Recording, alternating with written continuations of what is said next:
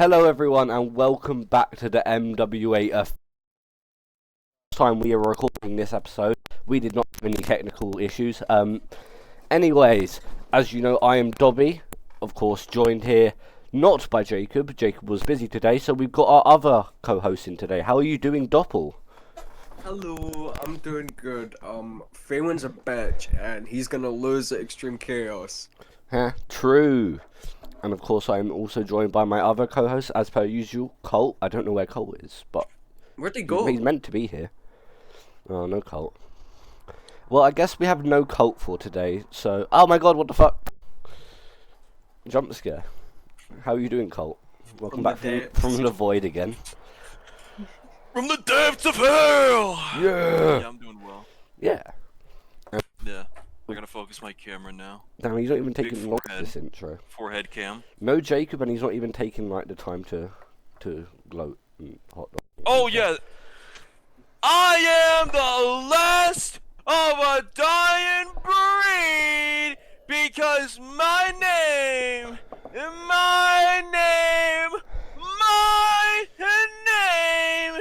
is Jonathan Cole! Yeah! Yeah! Yeah! And of course, as always, we have a guest on, and today's guest, none other than the BPW Rising Star champion, Rory. Rory, how are you doing? Hello, guys. A best wrestler I'm on the doing great. roster. Yeah!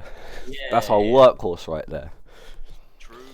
Now, Rory, as is custom for our guests, we have to ask you the sacred questions of the podcast.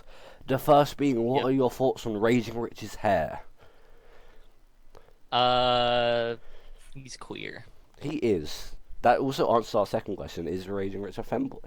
Well, it doesn't answer it, but like, Yes. plays into it, 100%. I guess. You know, fair enough. Colt, Yeah.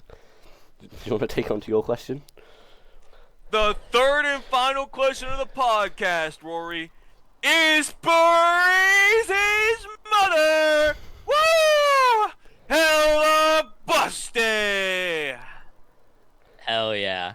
Yeah. Hey yo, the freaky tongue action. Double Yep. E. Freaky tongue. Of That's the course. noise that you have in a making bed. Boom. What the fuck? Of course, this is the podcast today is about Unleashed. We were in the Empress Ballroom last night. Yay! Yeah. Yeah. This was a very fun episode, but of course, before we get to that, we have our promo chat promos, and we have quite a few of them this week. One being an hour long. Yay! Yeah. Another being Yeah. 12 minutes. Another being 12 minutes, but that was like 12 minutes of content. The other one was mostly music, to be fair.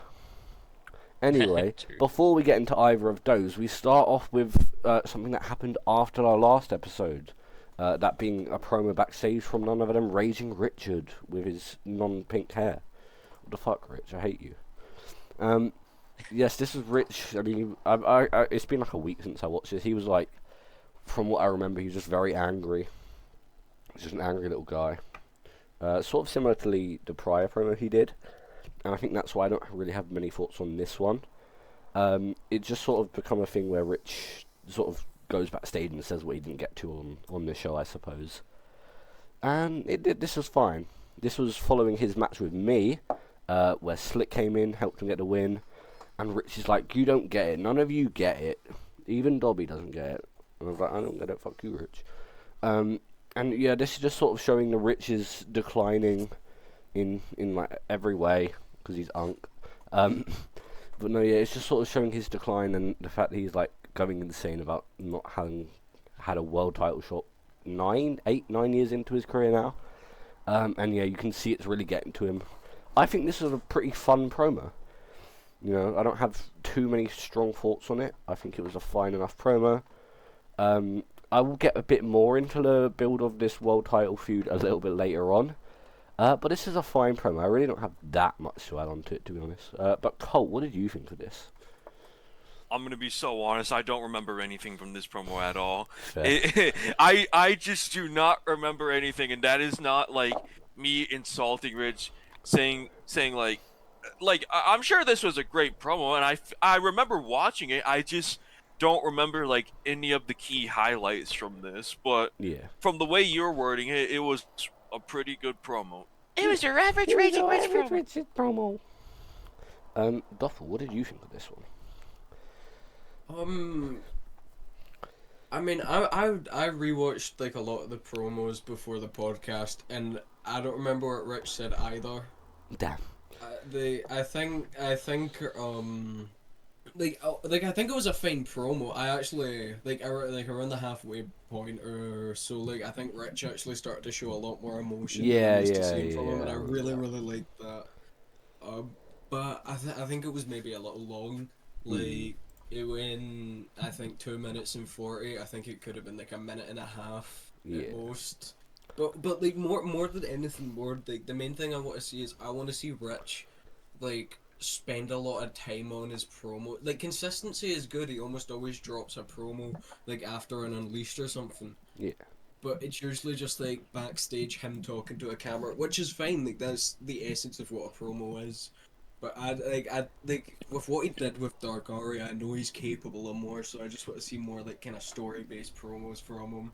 Yeah, I see that for sure. I agree with the sentiment. I feel like I like that he is using promos chat, but I feel like there is a lot more he could do with it and a lot more creative stuff. Because, like you said, Rich is creative, and I don't feel like he's using that full potential with these just like voice promos. Really. I don't feel like he's really capitalizing on Dark Aria. Like like that's an Yeah. inner monologue, but we don't ever see like much of the conflict going on inside Rich between him and Dark Aria, the inner monologue, whatever it is. Yeah. Yeah, I agree with that. I feel like, especially after the reveals, like I feel like poorly done and like didn't get received the greatest. I feel like the fact that it's sort of also not being built on has just damaged it even more for me. Because I think everyone was like sort of very much into it when it was like a mystery and stuff. But I feel like after the reveal and just the fact that it's not really been touched on all that much, it's sort of damaged it quite a bit. But Rory, what did you think of this promo? Like the Dark Artist stuff was awesome. I think, but with that promo, seeing like Rich like finally like admit his jealousy towards Jimmy is kind of like coming full circle because I mean, Yeah. I think it's justified in a way. Like, I mean, he lost the national title, and I mean, Jimmy Avery involved with that, but I think Rich is definitely capable of doing like a lot more now that he's not tied to Jimmy anymore. Yeah, I feel like it is. I feel like everyone says they're excited to see Jimmy sort of, thrive without like anyone sort of attached to him. But I do feel like the same is sort of true for Rich. Obviously, he's had a lot of people around him since returning. Obviously, he had the run with Jacob. Then obviously was paired with like Jimmy and Avery, and I feel like this is his proper chance to like break out. Even with the national title reign, I feel like that was completely overshadowed by his stuff with Jimmy. And I feel like now breaking away from Jimmy, this is his sort of chance to shine and sort of make a case for being like world champion and stuff like that. And I think this is going to benefit Rich quite a bit in the long run. But yeah, it was a pretty fun promo. Does anyone have any thoughts before we get on to the next one? No. That brings us on to the Kaloki promo, the Kill List promo. Yeah. This was so Here we fucking go. good. I love this so much. Okay, so this one, of course, Kaloki in the White House. This is set on January 1st, 2025. He's in the office with Biden, and Biden's like, Kaloki, I'm losing the race. I'm not going to be president for much longer. So I need you to carry out this kill list for me. Hands in the fucking kill list. It was also like a Minecraft Joe Biden, but there was like one scene where it was like a real Joe Biden face over the skin, and that caught me so off guard. That cracked me up so badly. I did not That was expect awesome. it. That was awesome. But yeah, he hands him this kill list, and he's like, carry this out after I'm gone. And Kaloki's like, of course, sir, I will not let you down. But this Kaloki character is fucking batshit insane, and I love it so much. So awesome. It's so stupid, but because it's like, I feel like Nut said this months ago, Kaloki is one of the last true Minecraft wrestlers. Like, he is just doing the most wild shit you can imagine. Him and Kev are just doing the most wild shit you can imagine, and it works so well, because it's like, this is so batshit insane, but it's really fun to watch. And I think this promo, once again, was just an example of that, and I'm very excited to see how the kill list sort of comes to be in MWA. Of course, we did see on Twitter, Iced was found dead. Rest in peace, Icedom. Rest in peace, Iced. So that was obviously the first one on Coloki's Greek kill freak. list. He finally got Oh, someone crossed off. you don't get how fucked up that is. Coloki knew him. Coloki like shared a locker room with that man.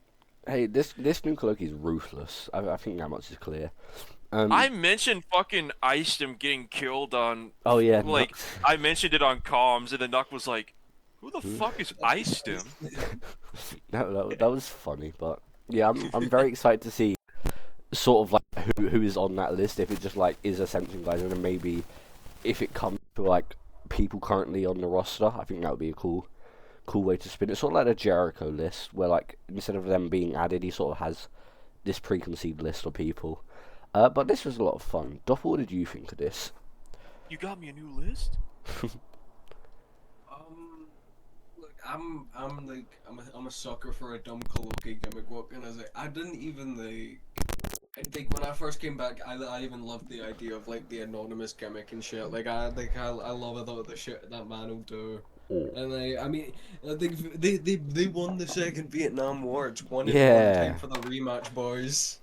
Like Vietnam needs someone to like represent them, while the Coloki represents the US, and they need to go at it. Like, Honestly, this was, I mean, I don't think you said pretty much all there was to say about it. I mean, it was batshit crazy Coloki stuff, and I'm gonna continue to eat it up.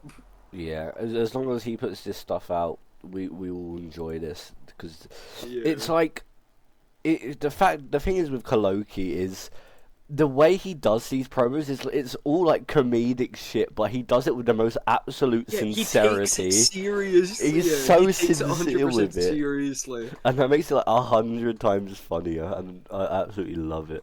But Rory, what did you think of this? I love goofy shit in wrestling, and having Kaloki come back and he's like doing this, it's amazing. The Joe Biden thing, I think I don't know how he did that, but I think there's a lot more to come, and I hope I hope we'll see more people on that kill list soon. He's a little psycho guy. But Cole, what did you think of this? There is no writer in the modern state of professional wrestling, no writer that could come up with anything like this, and that is why Koloki is a fucking genius when it comes to putting out like the most batshit insane ideas and making them work. I've said this before multiple times, but the two best characters on the show right now are Koloki and Tara in terms of character work. 100%. Yeah. It is like insane to me how good this fucking promo is, because there is so much about it that should not work, but it just somehow fucking works, and I love it so goddamn much. Yeah, I agree with that sentiment. I feel like they're both like I kind of feel like they're on opposite ends of the spectrum with characters as well, and that kind of is why they're the most interesting. Like Tara's is goofy, but it also has that spooky element. Koloki's is like it's comedic in almost like a parody sense of a character, just in the sense that this is so gimmicky and this feels like something out of a fucking movie, and it works so well because Koloki sells it with like this weird sincerity, and it just makes it 10 times funnier. Man, I absolutely love this. I just love seeing this, and I want to see more of this. Please keep doing this, Koloki. This is the kind of gimmick you'd see in the Attitude Era. It is, yeah. I could see that in the Attitude Era.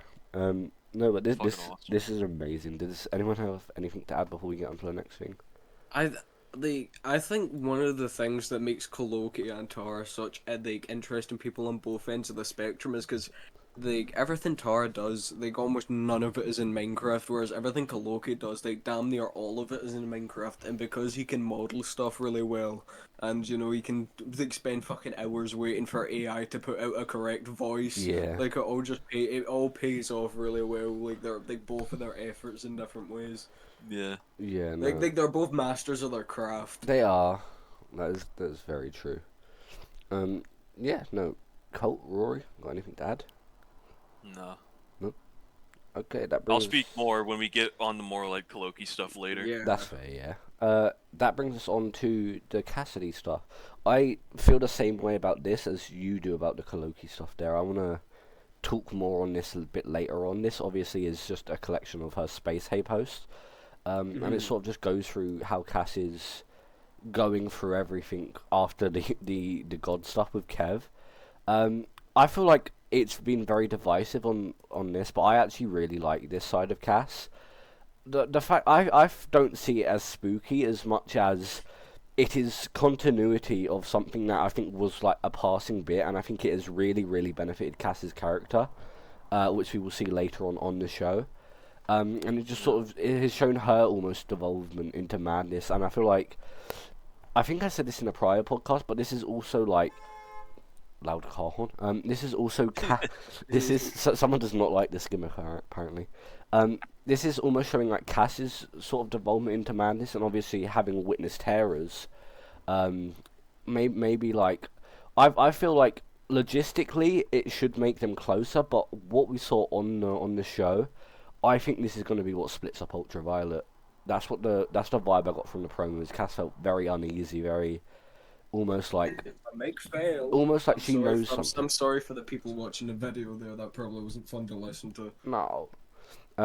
Yeah, I just feel like this is going to Cass is going to basically spiral into like pure paranoia, and this is going to end up with her turning on Tara, and that's going to be like a big feud. But yeah, this is fun. I don't have a lot to say about the substance of it. It sort of just all sums up the thoughts of basically what we see from Cass, you know, with the dark bags under her eyes, getting no sleep, stuff like that. But yeah, I feel like it's a nice build of the background for the stuff that Cass has been going through. But Colt, what did you think of this?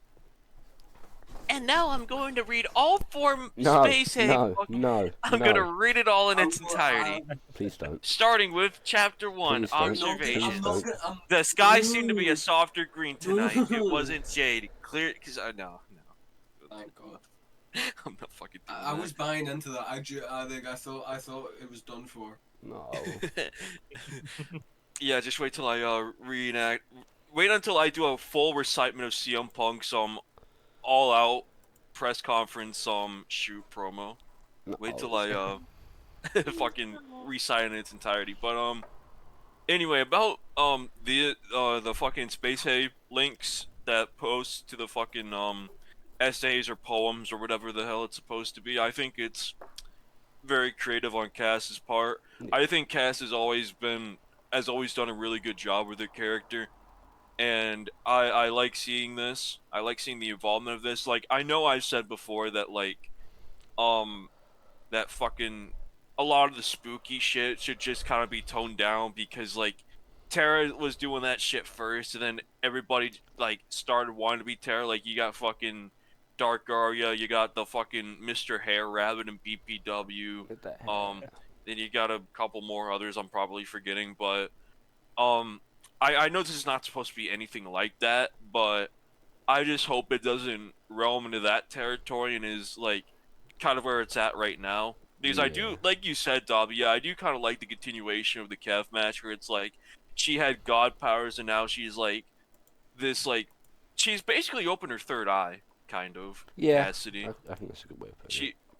Yeah, I think, you know, she can do a lot with this, and I do agree that this possibly just could be the end of Ultraviolet, which, you know, I think would be nice, you know, I'm sorry. Yeah, go ahead. Oh, no, I was just gonna say, like, this probably will lead to an XC match, probably Cassidy versus Tara, maybe, I don't know. Yeah, Actually, yeah. That's what I was gonna say. Yeah. maybe, I think- well, Like, okay, that's- because that's the only thing I really see possible, which I mean we'll get into more tonight. yeah. Cool. Is that it? Oh, I was just gonna say, I was probably gonna retract that statement, because like we only have 1 week left till XC, so I don't know how they're gonna, like, especially with what happens on this show versus what'll happen next week. So unless something like big happens, then it's kind of like, you know. I could see it happening, but not under the guise of a full breakup. I could see them just facing at XC, but like under the guise of we are still friends, blah blah blah. But yeah, Doppel, did you want to expand a bit more? Um, Resounding no. I'll be honest. I haven't read too deeply into a lot of like the Space Hay posts and stuff, Hmm. and I personally believe Cassidy's bag is firmly in doing Minecraft stuff, like not purely exclusively, but I think she's really fucking good at stuff like that, which we saw from Violet's Tale, Yeah. and she's also good at doing weird stuff. Like she falls in like a place somewhere between Kaloki and Tara on that spectrum, and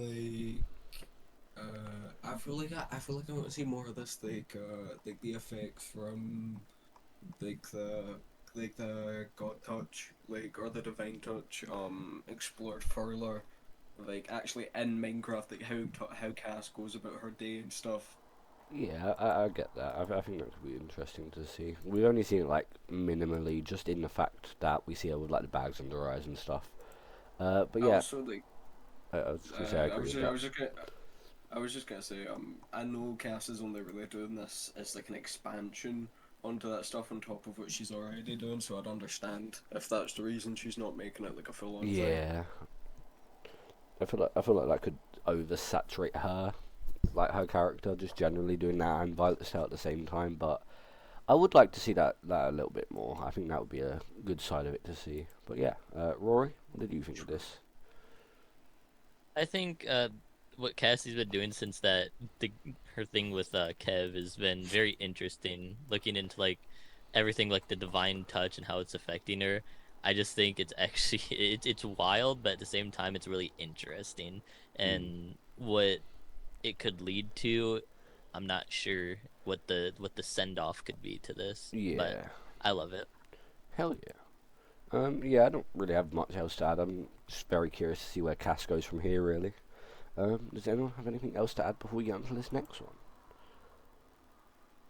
I'm gonna take that as a no. That brings us on to the Shift promo. And I want to preface My this by... father said, "Don't be so scared." Shut up. Yeah. Bad now. Driving home all alone. You're in a hospital Well, he bed. was. You It's like interrupted there's some... Dobby. Yeah. Yeah, he was in a hospital bed. He was in a Jesus. hospital bed. Oh wait, fuck. This, what's it called? I can't remember who said it, I think on the Discord, in response to this promo. This should have been on the show last week instead of just Shift being like, oh no, I'm hurt. Okay, bye. I think this being on the show He last... lost his hair again. Yeah, he did. Bro had it for like a few days and then lost all again. They Um, gave him a tope. I feel like this should have been on the show last week, just have him break out, and then like during the week we see like a promo antic where he's just like clearly he's just like running around the city with his fucking arse out. People are reporting him to the police because there's just this fucking escaped guy from a hospital running around the city with a fucking burnt head. And he's trying to It's make like his way that to one episode of England. SpongeBob where like Squidward goes insane and you like see him running around town and he has like fucking like the bubbles from the fucking bath he was in, and there's just like that one mother that's like covering her like kid's Yeah, eyes, exactly. and then he run past Mr. Krabs and both his arms fall off and he walks back into the hospital. Yeah, I feel like that would have made it like 10 times funnier, especially with what happens this week. Because I feel like there's sort of a gap now where he escapes the hospital during the week, and then like in that span from then to the show, how the fuck did he get all the way to England, presuming he was in hospital in like, America or like across the country? Because I feel like Empress Ballroom and Copperbox are like relatively like a good distance away, and like if he's an escaped fucking, well, he said he took a plane actually in Twitter. He said he took a plane, so he was in America, in hospital. So like, how the fuck did he make it on a plane in his fucking hospital gown as well? Because he was still wearing it during the show. He's shift-head. He's He's shift. shift. He's shift-head. Yeah, that's the best explanation. Bro, He's shift. bro just sat on that plane with his He fucking... can do that. He's Bro- got that pull. He's got that power. Bro was sat on that plane with his fucking bare arse out on the seat of the plane. They had to fucking disinfect that shit. Those poor workers who had to fucking watch that shit. I was like, is he okay? What happened here? But What do no, you think he was sitting next to on the plane? God. No one. Yeah, probably no one. Yeah, they probably fled or like put him in like a solo seat away from everyone else just because they didn't think he was stable. And to be fair, he's not really, because this guy likes deathmatch wrestling, and that is insane. But no, I really like this. I like this like a million times more than what he did on the show last week. I think this was like a great promo, and obviously what it leads on to as well. I think it just shows Schiff is like almost lost it in a way of this guy just wants to die in the ring at this rate, and you know what he's doing next? I could see it. I could see this killing him. But no, this is batshit insane. I really, really enjoyed this. Let's start with Rory for once. Rory, what did you think of this? I think it's just really funny because Yeah. just poor Schiff just doesn't give a fuck, and I think that's gonna probably cost him his life. Probably. Just how he got out of the hospital and all that, I don't know, but yeah, coming out and doing what he did, yeah, I think what's in store for Schiff is probably not looking good for him. Oh yeah, he's gonna die. That poor guy. Where the fuck did Doppel go? What are you up to, Doppel? Hi, Doppel. You can see their shoulder. True. Colt, Hello. Shoulder cam. what did you think of this, Colt? I love this. I thought it was awesome. This is a great promo. Shift is in the hospital bed. He's like taking fucking what do you call it? Not wires, but like fucking like he Yeah, Yeah, the yeah, drift yeah. and stuff. yeah, he's like took them out of them. And he's like, no, I'm going to fucking England. I'm going to fucking England, The only man to ever. and I'm gonna be on that goddamn show. I don't care if I'm not booked. I will do whatever I fucking can. That's like showing Ship's willingness to go to like fucking deep lengths that no one else would, and I think that's really fucking cool. I think Shift is one of like the coolest characters on the show. Yeah, I agree with that Yeah, sentiment. yeah. He's a nut job, and I love him. Yeah, Doppel, what do you think of this? I really like this. It was under a minute. It was really like short and snappy. Like Chef had like a little line or two that made me laugh. I think the fact he was sitting asking for morphine. Yeah, he's like, you're not prescribed it anymore. Yeah, that. Yeah, like there's really not much to say though. Like it did serve its purpose, and I do wish this had been on the show rather than the one we had got. But Yeah. I mean, either way, I enjoyed this. Yeah, I kind of hope that he sort of runs with this, and like during the week he releases something that shows him like just running around the streets, because I think that would be like a really, really funny sight, and I just really want to see that. We're gonna show Shift this podcast. We're gonna Yeah, we're gonna tell him to listen Okay. to this Oh my part. God. What time? Yeah, is we're gonna it? go into his DMs and link this episode of the podcast. Okay, We're gonna be like, watch this. We've Hear me out. I was gonna say we've got our postal of Discord. Everyone go at Shift and say listen to the podcast at around 27 minutes in. Just like message that in like general chat. So he At listens to Shift. us. At Shift, in all capital letters, watch the podcast around the 27 mark, and you have to write 27. You can't, not 27 the numbers, but 27. 27 the letters. Ooh. 27 times. Yo! I said your name. That was just a coincidence as 27 well. times. That was a coincidence. It actually fell at 27 and was that. That's kind of crazy. Duffel, what were you gonna say a minute ago? I was just gonna say I'd love to see like a chef head 24-hour psychiatric hold podcast. That would- Like, just sitting in a hospital trying to escape it. Like the fucking Avery, the Skyhawk Jellium promo, but it's just Shift sat in a padded room. And sometimes he befriends some insane people. Sometimes he just utters words like, "Man, I really wish I was watching a Doctor Redacted match right now." It's just like every like hour or two, he just says something stupid What's- like that. When's Brendan Kirk coming out of retirement? I miss him. No, yeah, I'm loving this kind of crazy Shift with his burnt little head. This was great shit. Does anyone have anything to add before we get on to the next one?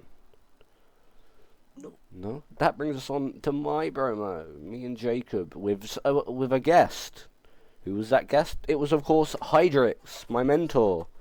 Yeah. Good Oh little my god, he was cameo. on the show this week, kind of. Yo. Yeah. Yeah, No, we'll get no, onto no, that he one. wasn't. That didn't happen. Yeah, we'll get onto that later on. Yes, this promo was me and Jacob going to visit our good buddy Drix, but we didn't know each other was going. We just happened to show up, and then we bickered, and then we trained together a little bit because Drix was like, "Get along, or I'll kick you both out." So we did, and it went well for a while, until Jacob was sat downstairs with Drix, and then a massive argument ensued. Jacob did not believe I could change.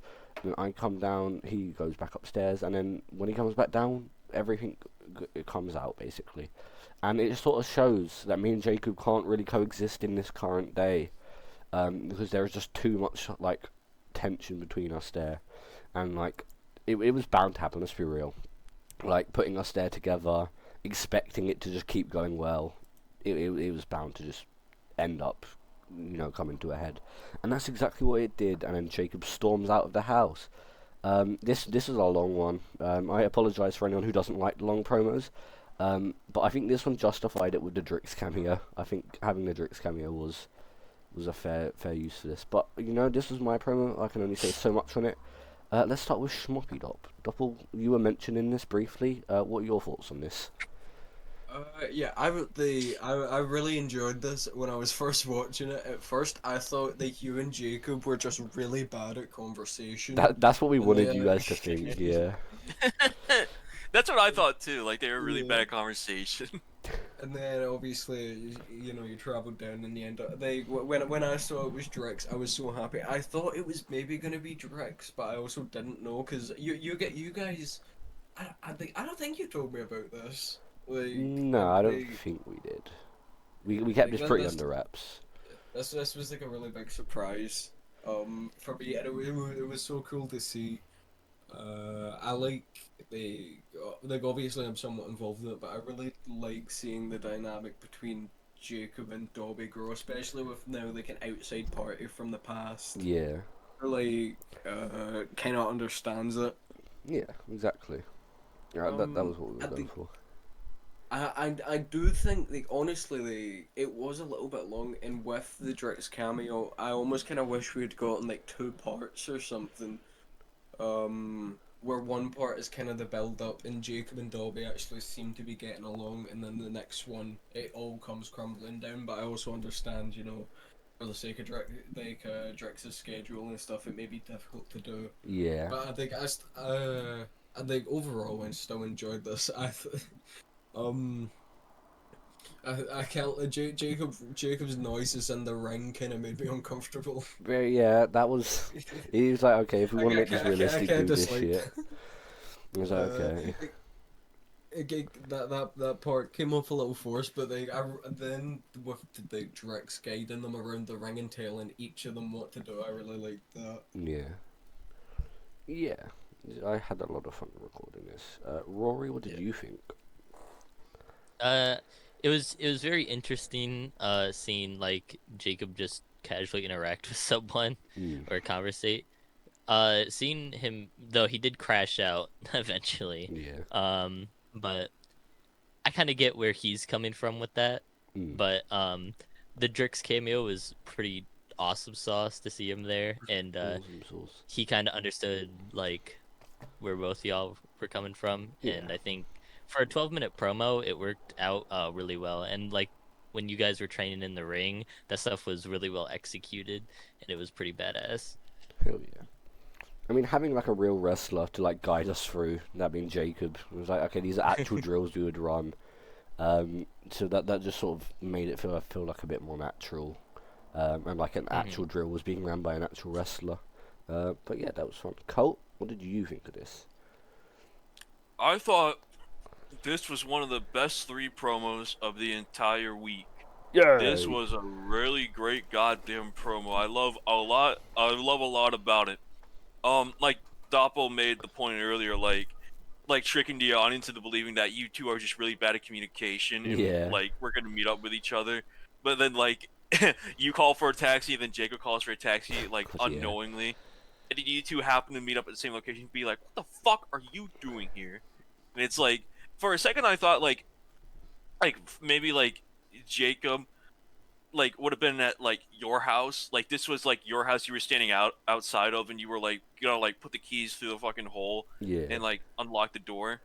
but I think the surprise being Hydrix. I think, like, I made the point in question of the day when we will get to that like I wasn't here for Hydrix. I don't know a lot about Hydrix, um, but I'm very happy that like the veterans and like the people who were around for Hydrix's time, like got to see like Hydrix come back in some capacity. Yeah. So, that makes me happy to see like other people happy to see that, like Hydrix is in this promo and he has like a lot of lines.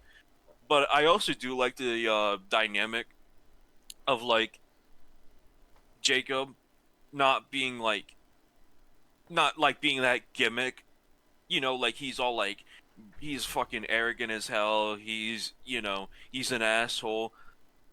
He's more so like just a guy.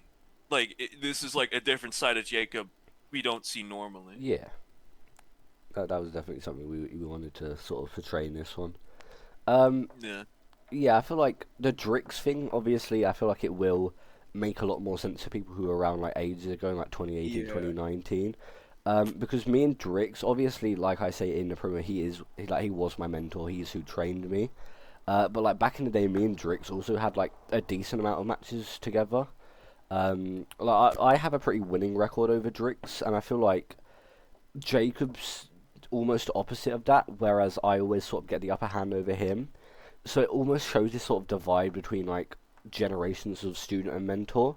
So like Drix taught me well, I factored it in, and I ended up being relatively similar to Drix after a while when I sort of became this face character. But then Jacob, obviously, most of the matches we've had, it has been him using the bad tactics I taught him. And I feel like that's just negatively affected him a lot of the time. And I feel like it sets up for like a really good story down the line if we were to face, where he finally gets that win over me and he's like, shit, maybe I've changed as well. And it sort of gives him this like character realization moment. No, but yeah, this is a ton of fun to film. I love working with Jacob. I was very happy to get to work with Drix once again. This is a ton of fun to film, and yeah, I loved it. Oh yeah, thanks for Slick for being the Drix body double. All the Drix video stuff you see here was Slick, as well as being the guard at the airport. But yeah, one little thing to add. I don't know if people noticed it, but there was little moments during like the flight and stuff where you could see Jacob in the background of shots with me. So when I'm like sat at a table drinking a pint, you can see Jacob at the bar in the background. I And didn't even notice that. we were both on our phones, so like neither of us noticed each other. And then when I'm calling the taxi, you can see him coming through security, so like that's how close he was to me. We were also on the same plane, but Jacob, obviously, he had a drink in his hand. Jacob was in first class, and I was like in economy, and that's why you saw me like walking onto the lower deck of the plane. Broke boy. No, You I'm don't just, get that I'm champion just, bonus. I'm just humble. Yeah, Jacob was in first class, and it's like that. By all means, these two could have ran into each other in the entire thing, but it just worked out to where they were both so oblivious up until the door. I think that was like a fun little thing to have in the background of it, and sort of benefits a rewatch, I suppose. But yeah, this was a lot of fun to do. Does anyone have anything to add before we get on to our penultimate promo? Nope. That brings us on to another Koloki promo, this being a leaked voice message, Ghosts and Orders. This was canonically February 3rd, 2025, the day before my birthday. I'm gonna be for real, I kind of forgot what happened in this one, because I put all my focus on the prior one with the video and stuff. So I don't particularly remember. I feel like, is this in regards to the Ice Team stuff? Am I correct in saying that? I cannot remember, because this was posted yesterday, I think, or 2 days ago now. My Discord audio didn't work when I tried to go and like listen to it. For some reason, the messages weren't working, so I do not Damn. know. Rory, do you know what this one was about? He kind of was talking about like the kill list for the most part, but like how it was like people that like has hurt him and betrayed him in the past, and I think that will probably spell bad news for anyone related to Koloki in the Yeah. past. So, roughly, that's what I kind of remember from it. But yeah, I think people should be very careful on the the main roster. Yeah. To be honest, I feel like this one was kind of unneeded. I feel like it sort of was. It's a kill list. I feel like it was pretty obvious that because it was given to Cloaky, it was people somehow related to him, and sort of gives him that motive. And I feel like the Iceland tweet also tells us that. So like, I don't feel like it was necessary, and I don't really have much to add. But it wasn't offensive. It wasn't bad by any means. But I really don't have much else to add on other than it sort of told us a bit more about the kill list, I suppose. But Colt, what did you think of this? I don't remember anything from this promo. I'll be right back. Yeah, I'll be right back. I gotta go grab a drink. Okay. Doppel, you said you did not get to listen to this one. Is that correct? Yeah, I didn't get to listen to this one. I'm sorry, Kaloki. We love you, Kaloki. We liked your other one. But yeah, I feel like that just brings us on to the final one. This being the hour-long Skyhawk Jellian one. Jesus I Christ. made an active choice not to watch this one. I rebelled That against the system. That's fair. I watched. There was like a little bit of a promo in it. I skipped to watch that. It was a nice little back Raw and dogged forth. it. You are nuts, Rory. You are nuts. The little promo we saw like 24 minutes in, sort of just shows Jimmy like what the fuck? Oh, he is arriving. He's back. We'll wait for him to sit down before we continue. The Coulter Taker. What's up, Coulter Taker? Hey. So yeah. Ready for this. Hold on. Oh. I'm trying to. Oh. Hold on. I'm trying Fucked to. up. It's like. Open a Hold can on, if you hold have a small penis. No, you can't drink. Or he's going to admit to it, and that'd be funny. He's really debating this one. Is it worth Do it? it. No. Alright. Yeah, but to get back onto the promo, we saw Avery and Jimmy sort of having that little conversation. Jimmy sort of apologizing for their argument, and Avery was just sort of. It's kind of clear they're both having like these really tense moments right now, and I feel like it made sense that they had this like big blow up, especially with everything happening about Rich. So I feel like this was a nice little addition. It obviously got overshadowed by the fact this is an hour long. But I feel like that, Are we there yet? Are we there yet? Yeah, that's what Yeah. all Tim really did in about was. Are we there yet? But I feel like the little promo itself in all of this was fun, and I liked it. Obviously, the general thing of this promo was it was a bit to keep the fucking wiki page. Yeah. So you know what? Fair play to them for that. But yeah, the little promo in it, I enjoyed it. Work. But yeah, Rory, as someone who sat through all of this, do you have anything else to note? There was a lot of bangers that was played on their radio. There's a lot of little agree. bits. Tim being there, good for him. Are we there yet? He's But, in Skyhook alright, yeah. Jellian. It makes sense, like why they were silent a lot of it, and it was really Even it makes great. sense. It was an hour long. Yeah. Yeah. No, it made Yeah. sense. It made sense. Yeah, and then Nothing eventually about it they made sense. promo. They And were then- driving to a 5-star hotel. That's why the ride took an hour long. They were just like in London. You Yeah. could see fucking Buckingham Palace and shit behind them.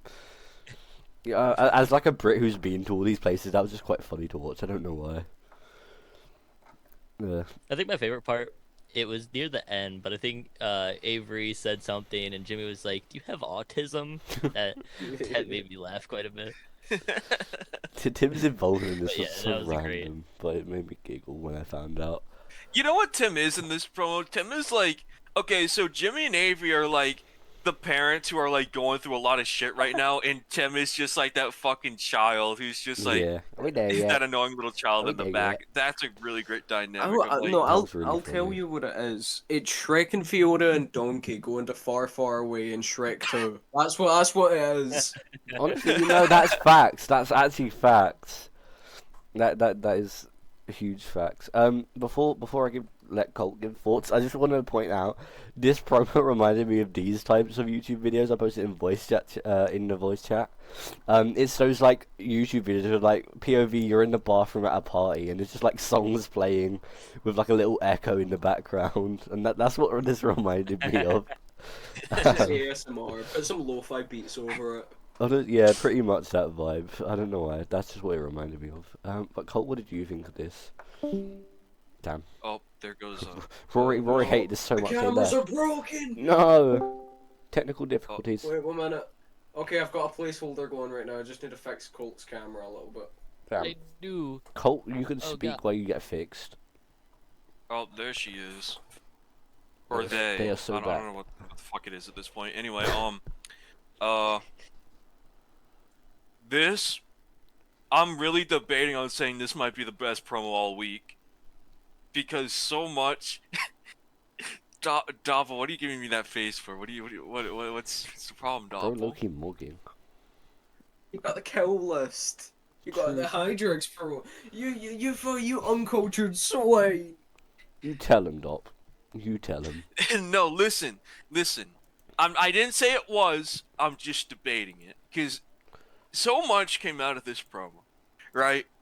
Like the goddamn dedication it took to fucking do a promo like this just to like keep a goddamn wiki page is like the funniest shit of all time, and not just saying, you know what, you guys are dedicated enough, you can keep the goddamn page. Like the fact that like they did this just to all just to like keep a page, just to keep like a wiki page is like the funniest shit of all time.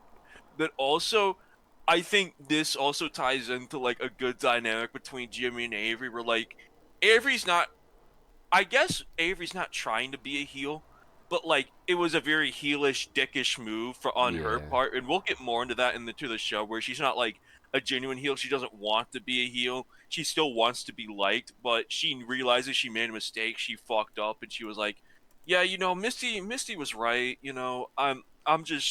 I'm going through a lot right now." And Jimmy's like, "You know what? Yeah, I understand. I understand. I'm going through a lot too, especially with Rich. So you know what?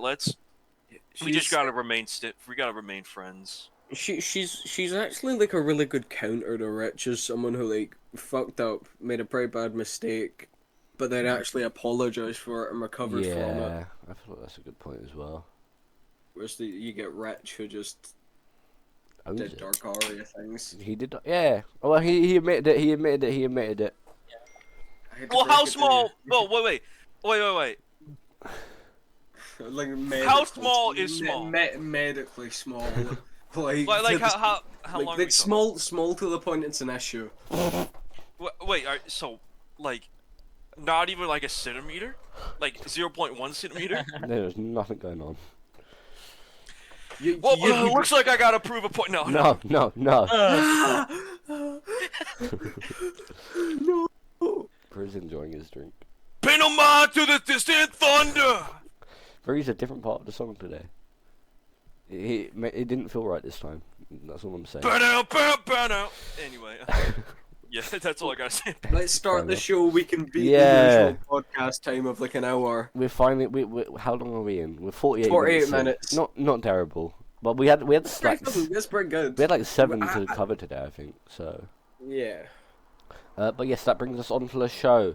Before the show technically starts, we have another promo from the Fractured Death Row.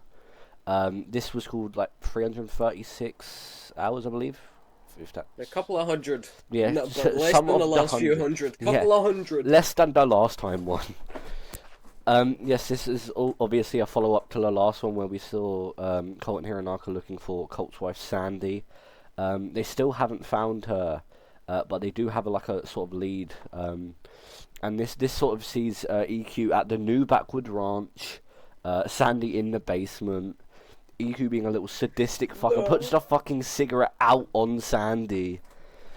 Little fucking psychopath over here, what the fuck? And then, what's it called? Colt and Hironaka crash their fucking car into a log. EQ realizes, takes Sandy out. And then we cut to them just against a log and they get out. And that was a funny start for them. Hironaka's like the little thing where like you two are like, how the fuck was I meant to know there was a log there? That was a good start to it. Yeah, this is the first reveal of the new Backward Ranch, right? Since Yeah. the I last one think got so. burnt I down. really liked it. Yeah, I think this is a good way to reveal that. Yeah, obviously they come up to the front door, they start knocking, try and break it down, but it's boarded. So, you know, they have their crowbars in hand, they break the window, and then Colt does a fucking roll through the window. He's so smooth with it. That was my favourite part of this promo, other than something I'll get into a little bit later. Yeah, obviously they look around the entire house, they even check the closet. Surprisingly, Breezy wasn't in there. But yeah, they can't find Sandy or EQ in the house, so you know they go to the basement cellar thing outside. It's open because obviously EQ left earlier. They go down, they find the 2 chairs, no sign of Sandy or EQ, but there is the note that was left, and it says EQ will meet them in the ring next week with Sandy and the title. Ooh, drama. And then they get out of there, and this is probably my favorite part of the promo is Hironaka's promo when he gets out of this basement cellar thing, because he just goes off, he shouts out into the fucking the night sky, and he cuts like a fantastic promo, just sort of like ridiculing EQ and is like, I'll fucking kill you, EQ. I just think his like delivery, the echo effect, everything about this promo was like fantastic. I really enjoyed this. Yeah, and obviously then Colt comes up and they're like, we're gonna get Sandy back, and then like we'll kill EQ at the same time. And yeah, I just think this is a really good segment. I love this bit. This is once again just furthered my excitement for this feud, and this is like, I think by like a wide margin is what I'm most excited for.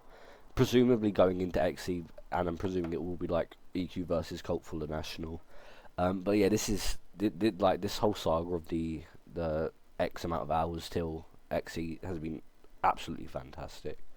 But that's all I got to really say. This is absolutely insane work. Doff, what did you think of this? I really enjoyed this. Hironaka and Colt are like a really good pairing. Where they're like extremely serious with like a little bit of black comedy mixed in. Yeah. Like Colt going, she's not on the couch, popped me. You just hit the speakers, please. But also, I feel so bad for Sandy. That bitch had a cigarette Yeah. put out on her. That's some fucked up stuff.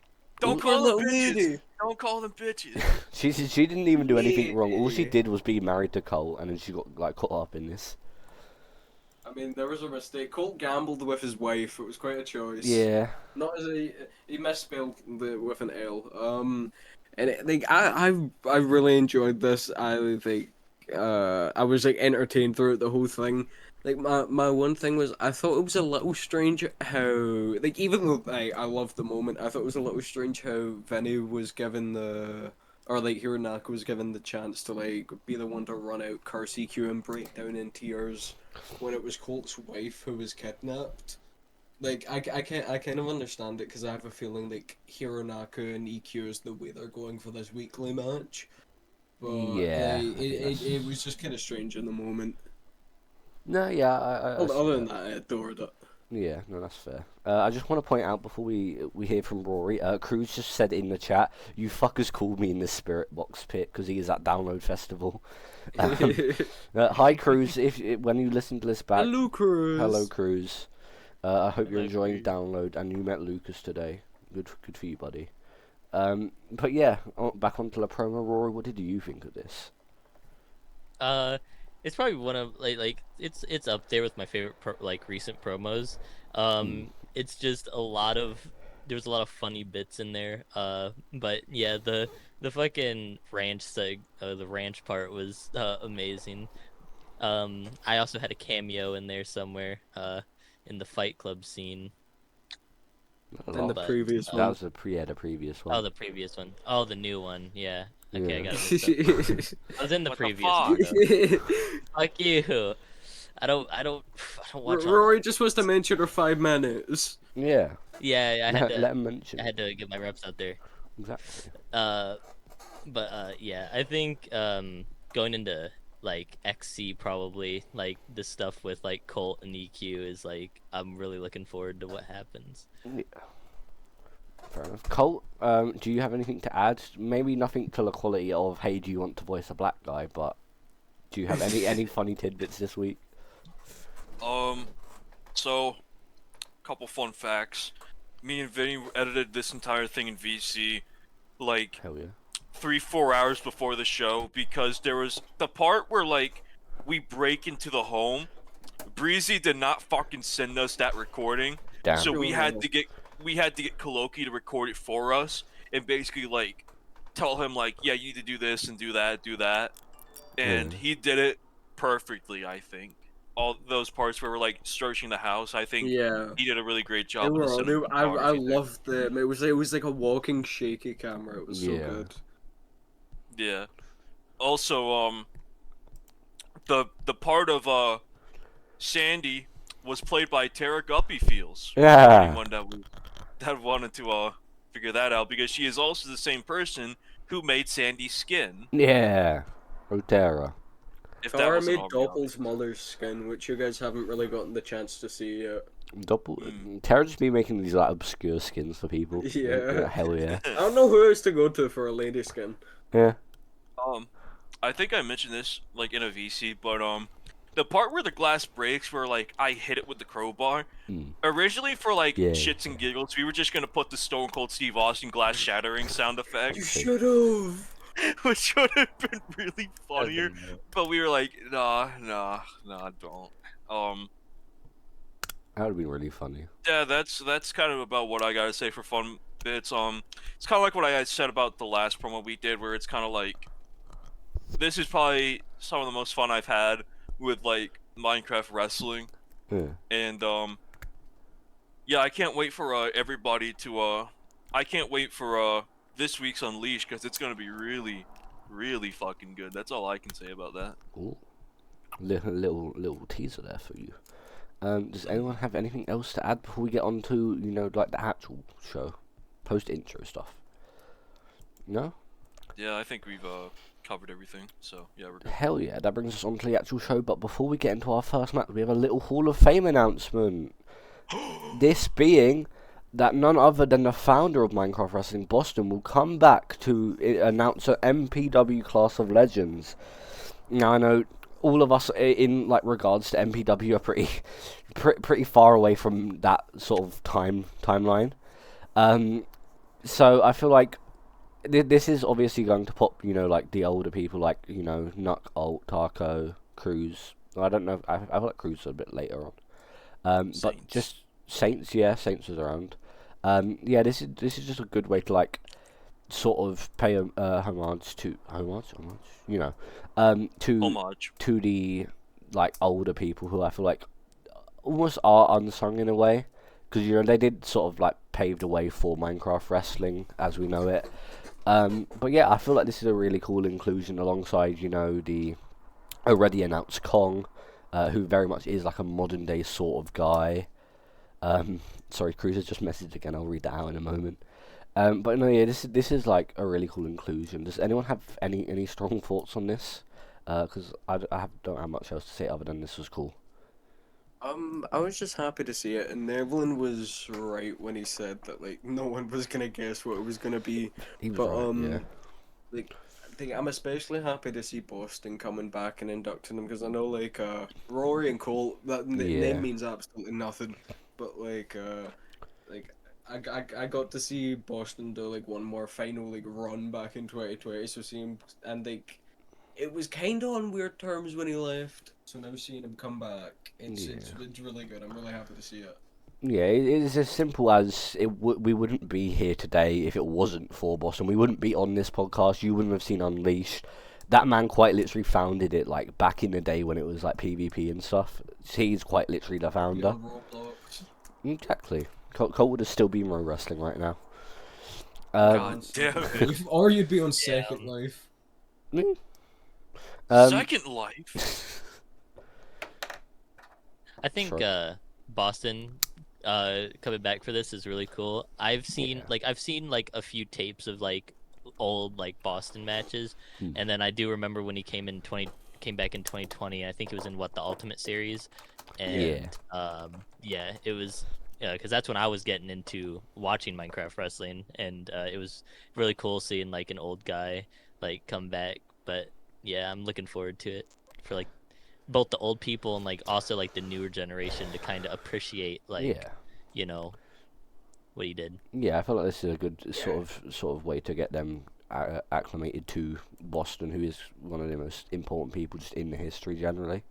Obviously, he's been a Hall of Famer himself since 2018, I think, when I first joined, which is kind of crazy to think about. But yeah, I don't really have anything else to add. Are you guys good to get into the first match of the night? Wait, why didn't you ask Yeah. me about Boston 1342? Oh. Yeah, because you Yeah, have a Fuck you, Cole. you have a No, great. you're fucking like you're restricted. I was when it gonna comes say, to yeah, you're opinions not on allowed to Wait, talk wait, to wait, wait, old wait, wait. people. Hold on, hold on. Yeah, hold on, hold on. I got something to say real quick, cause it's like I said with the Hydrix thing about like the Dobby and Jacob promo. I'm happy that the veterans are happy to see like an old friend come back to do this. Yeah. But another thing I want to say is that I only know Boston for two things. Okay. Number one is when Omega would come out and cut promos and be like, "I am the greatest Minecraft wrestler since Boston 1342," and then the other one being that one time in production chat where Dobby like put Boston's avatar over Hulk Hogan at the fucking Raw show, and the caption is "crowd booing." Honestly, that was just 2020. To be fair. um, no, yeah, it'll be fun to see Boston again. I like the Boston cameos. Dob, were you around for XC5? I was. Yeah. Do you remember? Yes. Do you remember the Ultimate Interview? That was like one of my favorite Oh my things of that night. god! I was like, oh my god, 1, 3, 4, 2. When the whole crowd I realized. didn't know what that meant. Yeah, when the old heads realized though, and like you see the crowd like blow up at it. That was like a really cool thing. That is still up somewhere. You could see that. Yeah, that's. I think it's up on YouTube. It's at least up on Mega. Yeah, I think it is pinned in general. If not, just ask Cruz for the link, and he'll probably send it to you. This week on Unleashed, Boston 1342 will open up the show. Yeah. But yeah, no, this was a cool little announcement. Do we have anything to add before we get on to our first match? Love Boston. Love us. This was your average Hall It of was Fame your average induction. Hall of Fame induction. I love Boston, Massachusetts. Yeah, facts maybe. Yes, but this brings us on to our first match of the night: Terra versus none other than Kyle Cordova. That, of course, Holy being for the Cordova! TV title. This was a fun little match. I don't have a lot to say about it. They did some cool spots in here. I feel like out of Terra's reign so far, it was probably the least I have to say about any of them. But it doesn't mean it was a bad match by any means. I like seeing that Kyle. You shit! What the fuck? You're shit. I'm just happy to see Kyle getting some reps in, because I think he is, I think he is someone for the future, and I think he does have a lot of potential. So to see him get these sort of moments, especially in England as well, I feel like that's not really been mentioned. Obviously, canonically, he is English as well. So getting these like sort of moments in front of his home country crowd ahead of XC, I think it's a lot of fun. Yeah, this was fun. I like the barbed wire chair stuff. Pretty solid match. But yeah, Schmoppy Dog, what did you think of this? I enjoyed this actually. I think I might have enjoyed it a little more than other people did. It had a lot of spots that I really enjoyed, like when Tara was up on top, Kyle was on the outside, and she goes one small step for Guppy, jumps off, Kyle catches her, and hits a apron power bomb. That was funny. Yeah. There was the tilt-a-whirl DDT onto the barbed wire chair. Owie. Tara putting the barbed wire chair in the corner. The Gossamer touch with the chair on the head. That was cool. Good finish. I think the thing that kind of took away from it mainly was I think Kyle was a little bit disorganized. Yeah. And kind of no-sold certain aspects. I think I noticed that, and I think that's what a lot of other people were saying. Honestly, like out of Kyle's probably 3 most recent showings or something, I think this might have been like weaker than any of them. But I mean, it happens. Like everyone has a stutter step. Everyone has a bad match. Yeah. And like this wasn't even a bad match. Like, this was still a very good match.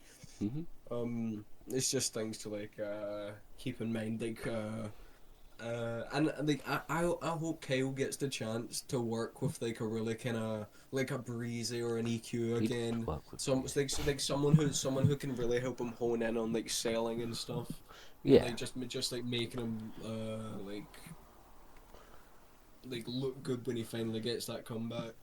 yeah, I agree with that. But also, Tara's like noticeably a lot better now at like Yeah, that's true. scripting cohesive matches now, especially, which makes me really happy to see. I think the TV title was like the perfect belt to give her the chance to do that. Yeah, I agree. Yeah, I agree. Yeah, And also the promo that comes after. But we the can review that promo. Yeah, we'll separately. get into that after. Colt, what did you think of the match? I thought it was a fine match. I think Tara did her job well. Kyle, like, I understand, like, you know, he's still a little bit green. Like, time will be of the essence for him, and I kind of mentioned this in my question of the day, and I think Avery did as well, but Kyle did kind of a terrible job with, like, selling the eyes, because he got Yeah, fucking glass thrown in his eyes. He got skewers thrown in his Yeah. eyes, and he suddenly healed from that in, like, 15 Yeah, seconds. So, yeah, Yeah. it was like walking up from the skewers in his eyes. I think that was the main one I noticed. if you were gonna do something like this, then I fully expect a fucking promo from Kyle in the promos chat where he is just fucking blind. I need to see blind Yeah, Kyle. or at least like Reverse have Danger him like Kong. have him like stumbling around the ring, unable to like see what he's Yeah. doing. Like that'd be such a cool like handicap to fight against. Kyle Cardova comes out next week on Unleashed, and he's just like wearing glasses. He's coming out with like one of those fucking like walking sticks, and he's trying to like find where he's trying to He has find a it. dog with Yeah, a hear me Jakobs out. I was gonna say Jakob's return as a guide dog now. Yeah, that'd be fucking awesome. That'd be really Team funny. action Jakob and fucking True. Kyle Cordova Give me versus that what, shit. Death Row. No, that's not a thing anymore. Fuck. Death Row Junior, Colton. Yeah. Tanaka. Is that Weenie Hut Jr.? Super Weenie Leo Hut Jr. Jr. Yeah. Is that all you wanted to say, Colt? Yeah, pretty much. I don't really have anything else other than Kyle still needing little bit of cleanup of his in-ring stuff. But Yeah. like I said, time will be of the essence for him, and he'll get there eventually. That's fair, yeah. Yeah. Rory, what did you think of this match? I think it was a good like TV title match. I'm Yeah, it was a enjoying worthy Tara's TV run so title far. match. But I think Kyle Cordova, he's definitely like he's slowly becoming like one of my favorites because I like he's new, but like because I'm kind of like in those shoes as well. But I think it was a good match. It is funny that he he didn't really like sell that stuff with his eyes, but Yeah. who knows? Maybe he'll be blind next week. Shout out to him using the apron power bomb. He must have learned that Yeah. from our match in BPW. Rory reference. But yeah, it was a good match. Yeah. Give me reverse Danger Con Kyle Cardova. Simple. Yeah, but that brings us on to what happened after the match. Obviously, Tara retains. Oh yeah, we forgot to say, in the match, Kyle uses the distraction of, look, there's Cassidy. Tries to get the roll up on Tara, who looked. I thought he was winning. I'll be I so did honest, as well. I I thought he briefly was thought just it gonna steal was. the TV title. I think that was like a really cool spot to factor in as well. And then of course after the match, Cassidy does actually come out, and she looks worse for wear. Obviously, she has the bags under her eyes that we mentioned a bit earlier on. And Red. the red, yeah, she comes out. She just is rough and basically gets in the ring. And just cuts this like uneasy, weary promo. Like, this is Tara, she's your TV champion. I'm gonna cash in on the spotlight, and then we will Little have Miss the belts. Lady ate scabs off my back and weird shit like that. She was in a very uneasy. Obviously, the god shit is getting to her mood in this promo, Yeah. and I think she sold that really well. There was also little things that kept popping me, like Tara was just stood by doing these little messages in second chat, like, I'm Tara. Yeah, Tara, the cast, it was just like weaving words together in a way I didn't know was possible. Tara's in the chat hitting lol. Yeah, With an A and W. She's Yeah. weaving her own words. I'm Tara, lol. Wasn't Um, that in response to something like somebody said something in the fucking like in the chat, and then she just went lol, It might have been, LAWL. I think it might have been, but I also like to think. Wait, let me check let me check fucking in-game chat real quick. I need to see this. Hold on. lol. Keep talking. Someone talk. Yeah, this is. Yeah, I really sorry, Dobby. Fuck you. I'm What taking the over. This is my fuck? podcast. Yeah. What the fuck? I really like this. Cassidy said something like, jealousy's too cheap a scent for me to wear," and it was so Bars. like that really poked me. Yeah.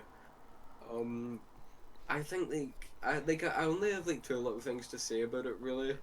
Um, and it's just I think Cassidy like needs to be aware of still sounding like a human when you speak. Yeah. I'm all like I do kind of get it with her being like a god, but I don't know if that's necessarily the intention. But I think like what she's saying are all very impressive like phrases and stuff and well put together. But I just like there's not that much else aside from the phrases. It's just like one after the other, and it's like almost too much. Yeah. Like I I get like what I you mean. I really enjoy things like that. It's just maybe in like lesser amounts, but that's just my opinion. That's more of a me thing, if anything. I think. No, Doppel, I I think she definitely said see that. lol in response to you because it was in the first chat, not second chat. Because I'm reading it right here. You said in the fucking chat, couple of carpet munchers, and then she immediately replies with lol. Yeah, Lol. I think that might have been it, but also I like to picture that it was that she's just in like the fucking ring going lol. Lol. Yeah, Tara was just funny in the second chat here. I I'm think she might have Tara. been replying to me, but also I saw other people. I don't know. Why would you say that, Doppel? Cause it's true. Don't make fun of lesbians! Happy Pride Month, everybody. No, yeah, this was a lot of fun. I'm straight. Rory, what did you think of this? Whoa, thumbs down. She hates I it. think I hate it. no, What the wait, fuck? no. What the fuck? No, I think Cassidy. No, it was awesome. I like the way like Cassidy's like the way that she was speaking. I could like with her like being on like a god now. I think it'll affect her. I don't know how much it'll affect her, but like I think she's doing like a good job at kind of portraying it. Yeah. And like with how the promo went, it kind of like it makes me think that something might happen between those two. Yeah, 100%. Yeah. No, I agree with that. Yeah. No, I think this is a fun little promo. I just love this new ultraviolet like the interactions they're having now that they're both sort of not all there mentally. I think it is quite funny to see. But yeah, does anyone have anything else to add before we get on to our next segment? Get these bitches on Lexapro. That's all. True. Oh, good acting from Cassidy here. Yeah. Good acting. Yeah. Good acting. Like Cassidy's like a very sort of like specific tone now, and it's almost reminiscent of like the voice she did when she first debuted. Yeah. But it's a lot more like controlled, and I mean, for lack of a better term, better. Yeah. No, that's fair. Yeah. I feel like it just works a bit better now. What the fuck is? Oh, it's Sunkissed. We don't have those really. What the Yeah. It's not cherry limeade flavor, which is like the best Sunkist flavor, but I'll still take original orange. Fair. But that brings us on to the Schmop and Dob connection backstage. We were being interviewed by none other than Nevlin. Yeah, this was basically Doppel's promo in regards to Mr. Wind, who we hear from a little bit later on. I was basically just here to sort of set up what I do next. I dropped that little I'll see you around, I got some business to attend to line. But this was mostly the schmoppy promo in regards to Feywind, and I enjoyed it. I was chilling, I was nodding, I was agreeing. But yeah, I think this really set up like really well for Feywind's promo as well. Just the way Feywind, obviously he looked really dishevelled later on, and the way he cuts that promo. I think this promo like just really helped sort of add to that, and sort of just helped unravel Feywind a bit more going into XC. And I think the lack of friends is really getting to him as much as he will tell you otherwise. But yeah, no, this is a lot of fun. Yay. Rory, what did you think of this? Yeah. I think I liked it because like with going into XC and Doppel and Feywind stuff, I think that we might be getting to see. I'm trying to figure out what to say here. Words. I don't remember the Use promo them. all that much, but It's okay. yeah, Yeah, looking forward to it. it was good promo. Colt, what did you think of this little void guy? Hey, so I think this was a good promo. I always thought Doppel was like a great wordsmith when it Yeah. comes to promos. I also really just like the sound of their voice. I like. Yeah, I just like the Scottish accent. I yeah, don't that's a know great why. point as well. I don't know why, but like, I love people with like that Scottish accent. I don't know why. Yeah. It's funny every time. It's a funny accent. It is a funny. Gonna Doppel's- put you Doppel- down like the dog that you are. I fucked that line up when I was That's doing it in funny. the promo. Dog and Anyway, yeah, I'm excited for this match. Doppel and Fate yeah, win this at match is gonna be XC. fantastic. If Doppel does win the title, then that means he'll become the first person in MWA history to win the Spotlight title who wasn't brought up like under the takeoff system. Rah! History making right there. That's my schmop. Yeah, I just want to add on to that Scottish accent point. I noticed this in a promo me and Doppel had once. This was Doppel, if you remember when Slick came out to like celebrate as you're about to hit the GTF, and that distracts you. I think this was the Cass match, I want to say. Yeah, probably. Where Cass beats you off of that. Then you grab the mic after, and then like you go very aggressively Scottish at me and Slick. That's like the promo that always comes to mind, where you get like really aggressively Scottish with us, and I'm like, okay, yeah, this accent is so good for promos. I think it like lends itself to your character really well as well. I think it fits the character perfectly, and I just love the inflection of it. But yeah, this was a fun yeah. promo. Do you have anything to add, Schmoppy Dop? Just that like with the accent thing, like it's really weird because I don't talk in voice chats the way I talk to like my friends in real life, and I don't promo the way I do either of those things. I find like a Yeah. weird balance where I go a little bit more Scottish, but not so much as where people would struggle to understand me. So it's like it's really hard to find the balance sometimes. I think that'd be really funny if you just like went full Scottish and everyone's like, "What the fuck were they saying?" And then Faye was like, "I love that shit. That was the best promo ever." No, I think that would be really funny one day. No, but this is a lot of fun. Does anyone have anything to add before we move on to our next thing? Pretty much fucked. True, El Bozo. Yes, this brings us on to what was meant to be Slick versus Jacob Cage. But Jacob Cage comes out and he's drunk as fuck. He has vodka in his hand. Was he in the wait? Whoever was Slash G Okay, is This was Doppel. That was I Doppel. want to talk about this. I want to talk about this before you get into talking about like the segment itself. So, very short. Like I want to say, 2 to 3 minutes before the Slick Steam hit, I was asked to Slash D as Jacob Cage, while my pizza was 5 minutes away from being done. Okay, so I went onto the wrong account and I grabbed the wrong skin. And as I was trying to rejoin, the recording already had began and Slick's theme had hit. And as I tried to swap skins, I got invalid sessioned. Pain. So I had to reset my Minecraft launcher and then crawl out slowly. And thank God for Slick, because he wasn't even meant to Yeah. cut a promo. He just did that on the fly because Good he knew shit, he'd have to Slick. fill time. Yeah, he was just told to grab a mic and he Thank just you- went with thank it. you for that. W Slick bait. Bro was just meant to There he sit there. is. Yeah, old Jacob. he what's it called? Jacob's Twitter post about that made me laugh, and he's like, "I can't believe Atom spiked my water bottle with vodka, and then also stole my gear, so I had to use the heal gear I never got to use in Ascension." It's like, you know what? Hell yeah, Jacob. But what's it called? Doppel sold this well as well. Like when they crawl out, I'm like, "Where's your singlet, Jacob?" And he's like, "Sold it to buy beer." Which made me giggle. But yeah, I think that was played off well. This was the plan originally. Like the script did say Jacob Cage crawls out in no condition to compete. That was meant to happen. But yeah, then I come out. I send Jacob to the back. I'm so nice. I stopped him wrestling because that would have been like Jeff Hardy Victory Road. That would have been really unfortunate.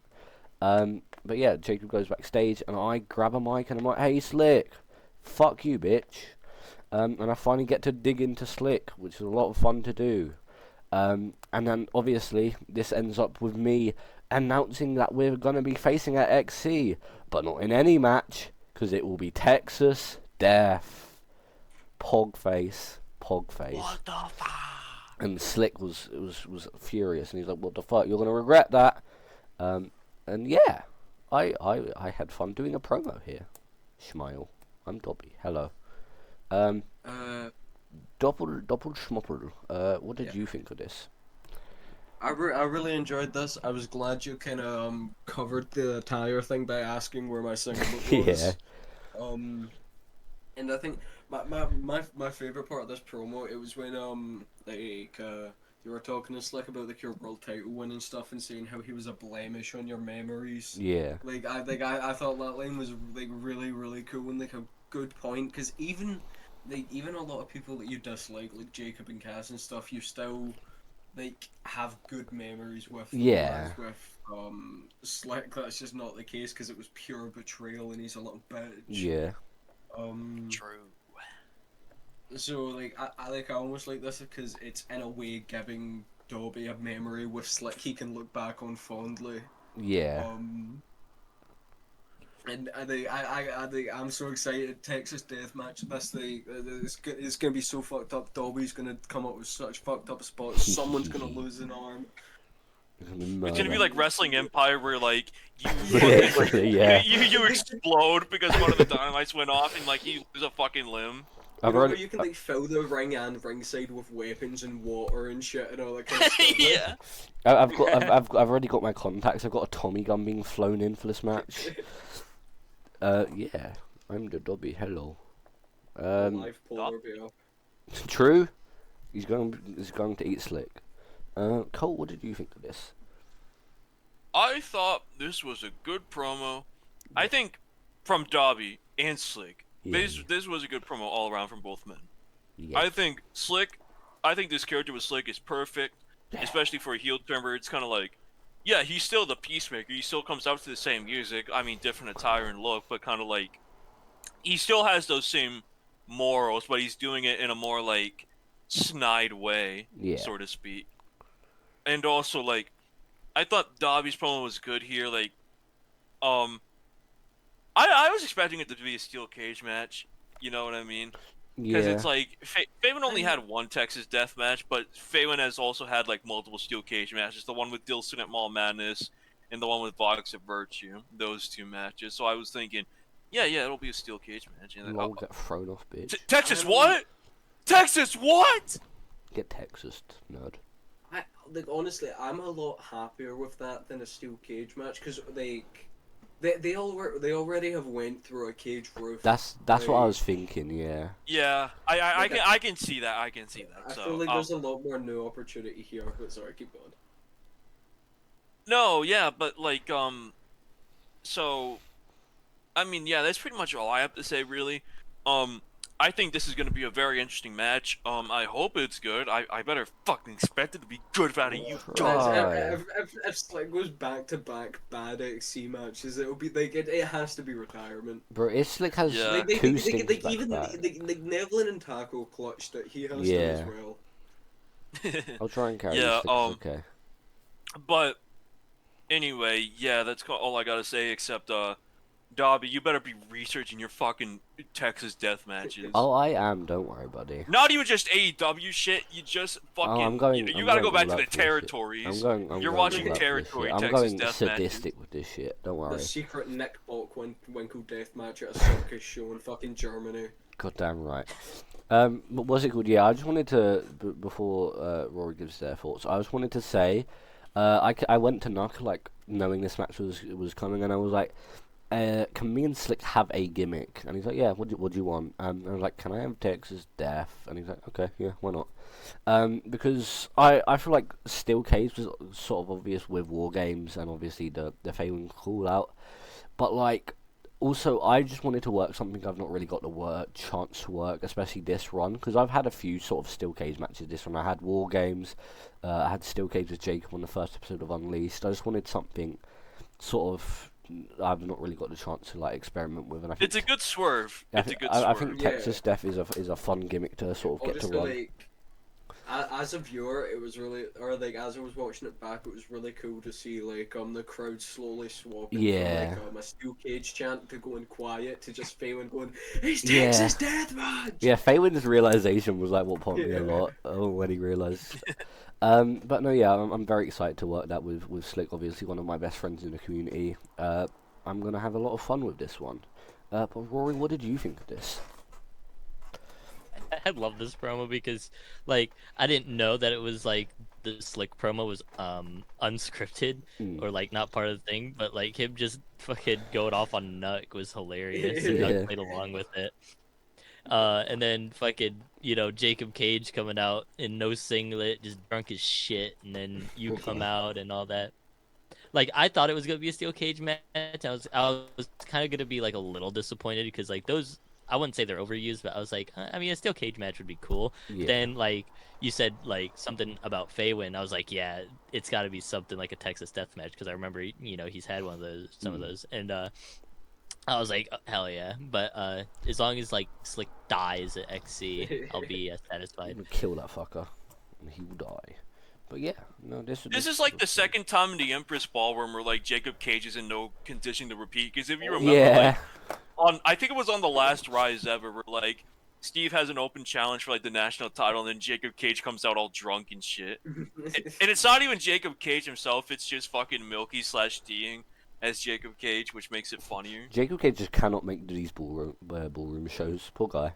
Yeah, This, yeah. this is also the second time since we were in the ballroom that I've had a promo where I call someone out. Because last time, this is where I called out Taco for Broken Dreams. This is also the arena where we had the metal pipe incident. Thankfully, we didn't have that this time. But but you know, the fucking metal pipe incident was so funny. One of the most like funny random things that happened this run. But yeah, I had a lot of fun cutting this promo. I'm very excited to work with Slunk. Does anyone have any thoughts before we move on to our next match? No, that brings us on to Kaloki vs Atom, which we learned about a bit earlier in the night when it was announced by Nuck. Kaloki, Atom, two guys who sort of returned semi-recently, I suppose. And it's a very interesting match to get to see. This lasted, I want to say, 4 minutes overall. Yeah, three and a half. 3.5, yeah. It was a fine match. I feel like I have a few gripes with it. That mostly being this match was like 80% specials, and I feel like that just sort of damages the prestige of special moves like a shit ton. Like if you're doing it early in like a longer match as well, I feel like that's less acceptable. And the fact that this did lead to the end, 3.5 minutes in was alright. But I still don't like the random use of it. I feel like that was unnecessary. I feel like if anything, Kaloki should have just like done revelation, pulled up, choked the fuck out of Atom, just like absolutely murdered him instead of murder, trade, murder, end of match. I was like, okay, this was kind of weird tonally. Can I hit a Revelations with my pillow? If you want. Yeah. We- I'm gonna hit the Well, I mean, Revelation. can you? You'll have to prove it. Yeah, you Yeah, have I to turn the can. lights on. Yeah, I gotta turn the light on real quick. I apologize if the hair looks like shit. You can see the grease coming out of it, but It's that weekly part of the podcast where Colt hits a move on this poor pillow. Yep. Yeah. Everybody's You should favourite see them part. if he hits on it when the cameras are gone. True. Oh, this is gonna be Jonathan baller. Weinstein. How much is he gonna wind up? We can like hear you very quietly. I don't know if you can hear us. Revelations. Oh. The best. Jesus, nothing but gas. And that was Holy Atom. shit. See, now that proves my point even further because Atom took like 5 of those. Oh my god, I need to Yeah. hit 4 more. Oh no, No. I shouldn't have said that. Do you guys want to talk about the match while he does this? 2. Yeah, go Yeah, for it. Rory, what did you think? Actually, no, Doppel's not it- going to talk. No. That's okay. Okay, go ahead, Rory. It was a fun squash. It was a fun squash, but it was kind of like a weird squash because Adam was able to kind of get in there. But Yeah. Other than that, yeah, Loki just murdered Adam. whiffed that Poor one. guy. Yeah. The weird thing I heard about this match as well was that Atom has he already has a match on XC that is being advertised. He's flossing. Yeah, he has an advertised match on XC, but he just lost in 3 minutes. So that I think Nuck said it as well. Well, he said it more about the special, but I think generally this just sort of make Atom look like completely unviable coming into the A wet napkin. Jacob match. Yeah, a wet napkin was his words. I just think that just makes him seem a lot less viable going into that match, and I think it damages that one for me. I think, to be honest, that is probably the match I'm least excited for, just in terms of. I feel like the Aliku story underlying it is cool, but the general Jacob and Atom stuff is not particularly enticing to me.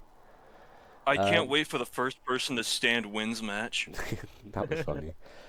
No, this match was alright. It happened. I don't really have a lot to say about it.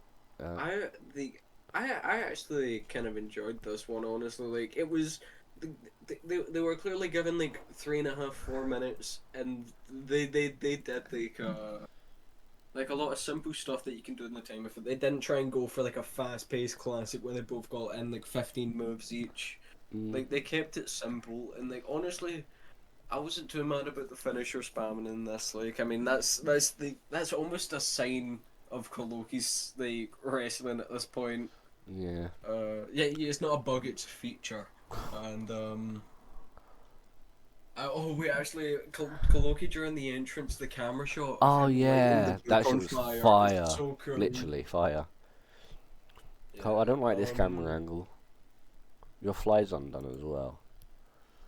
Gee, this is like the second time someone's caught him out for this on camera. Shut up, bro. Oh wait, yeah, the zips broke. Oh, damn. Yeah. No, no more fly. Yeah, they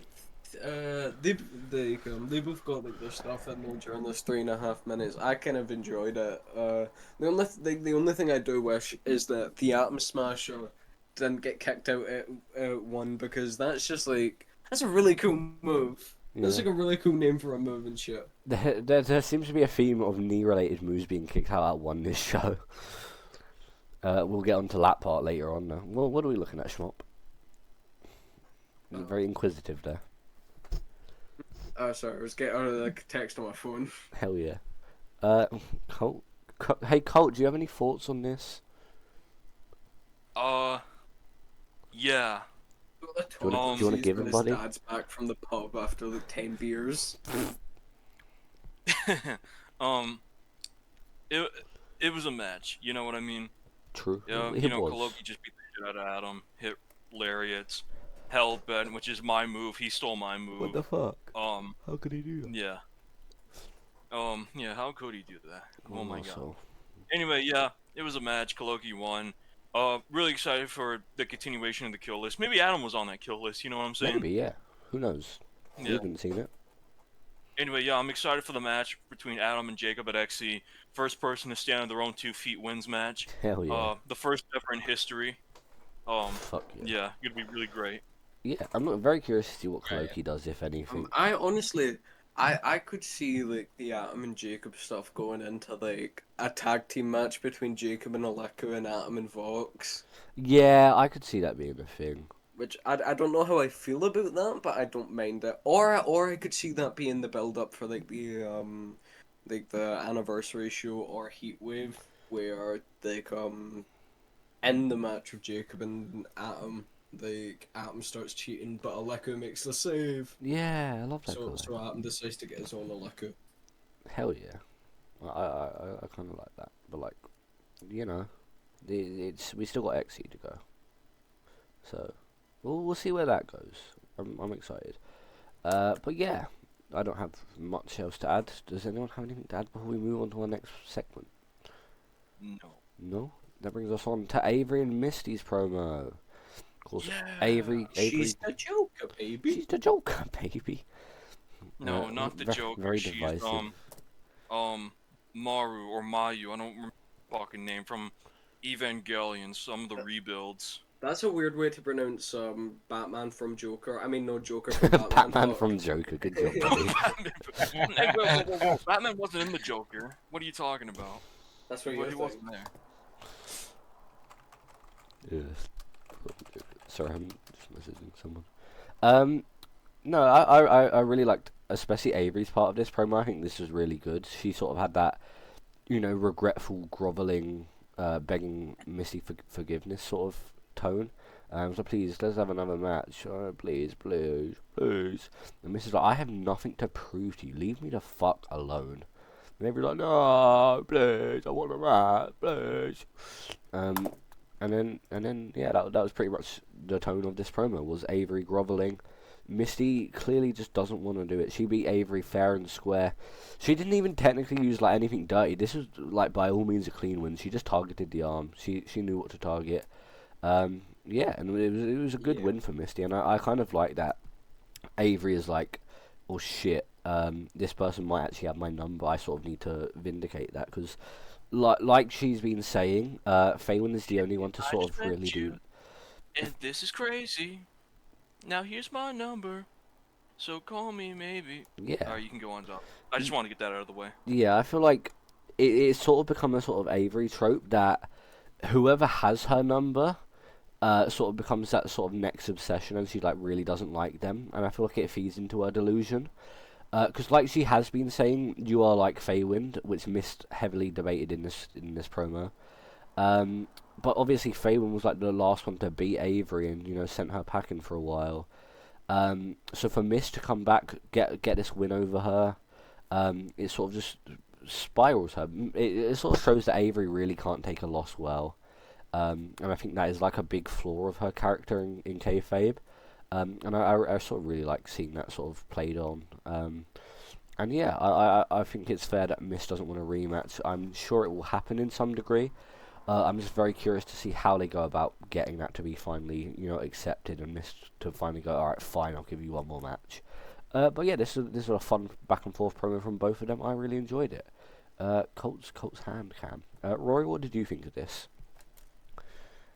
Okay, Misty, I know you're watching this. I'm your number one glazer. Amazing promo from her. She's doing phenomenal on the main roster, and she's only 4 months into her career, and she's in a feud with like a well-established person like Avery. And Yeah. I really hope we get a match between them at XC. I don't see how we don't. But But sure. yeah, I love this feud. Yeah, this is a really fun feud. I'm very excited for this to be built on more.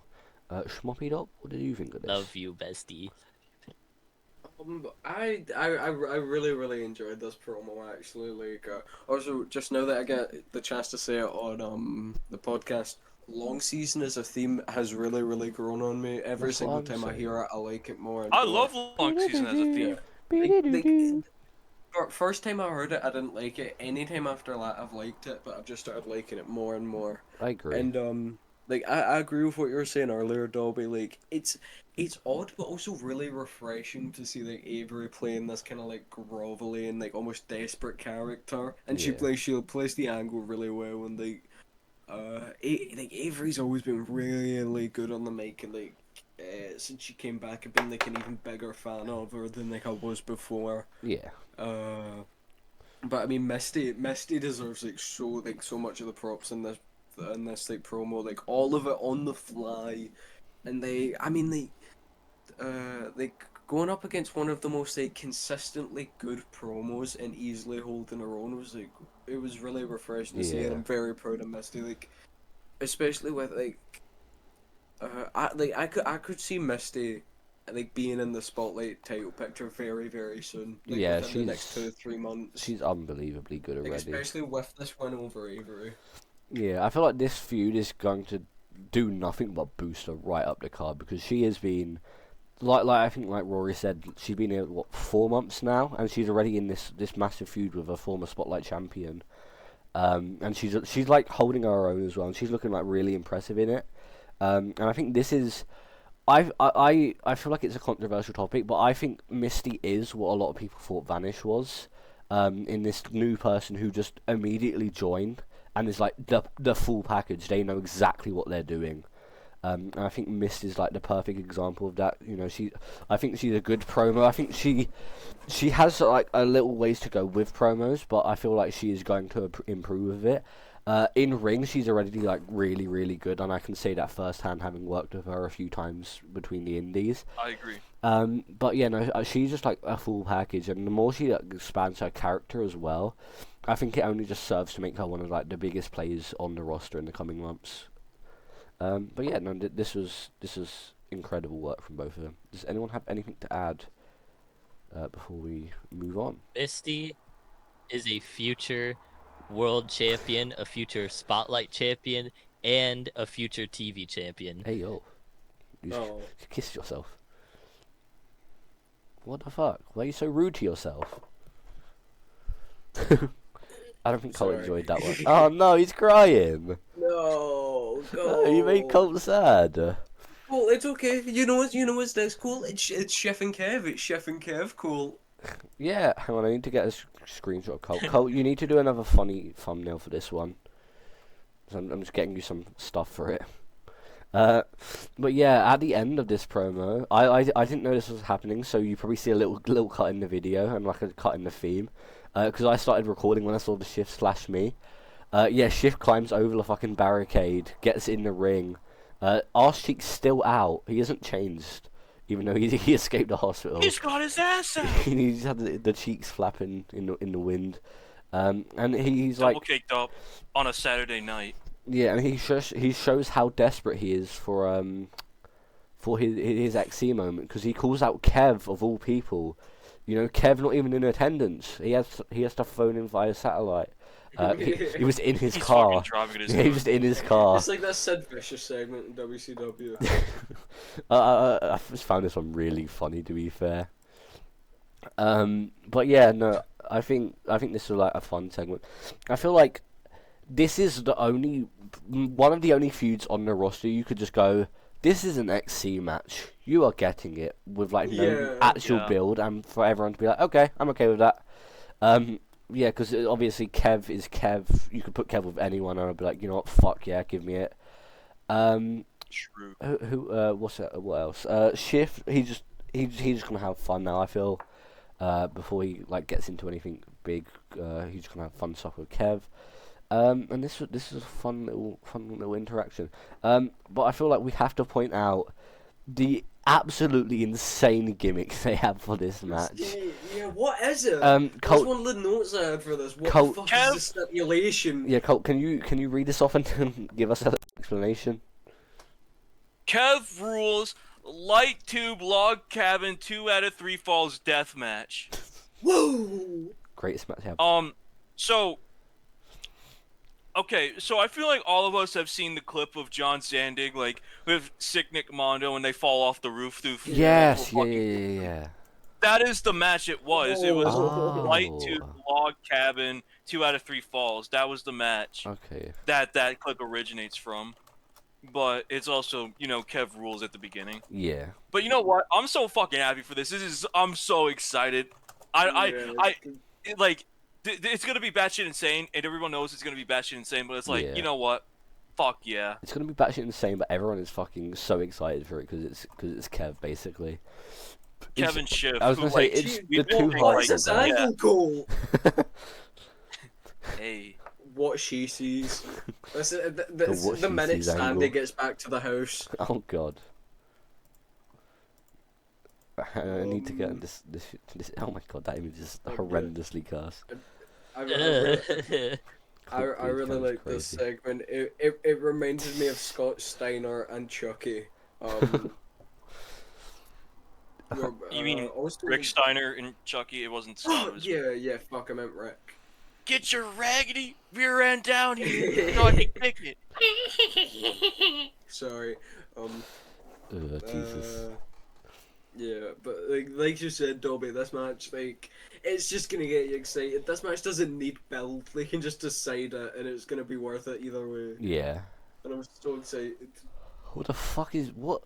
Colt, do you have ADHD? What is happening? What is Colt doing? You know what's the funniest part about that? Because like,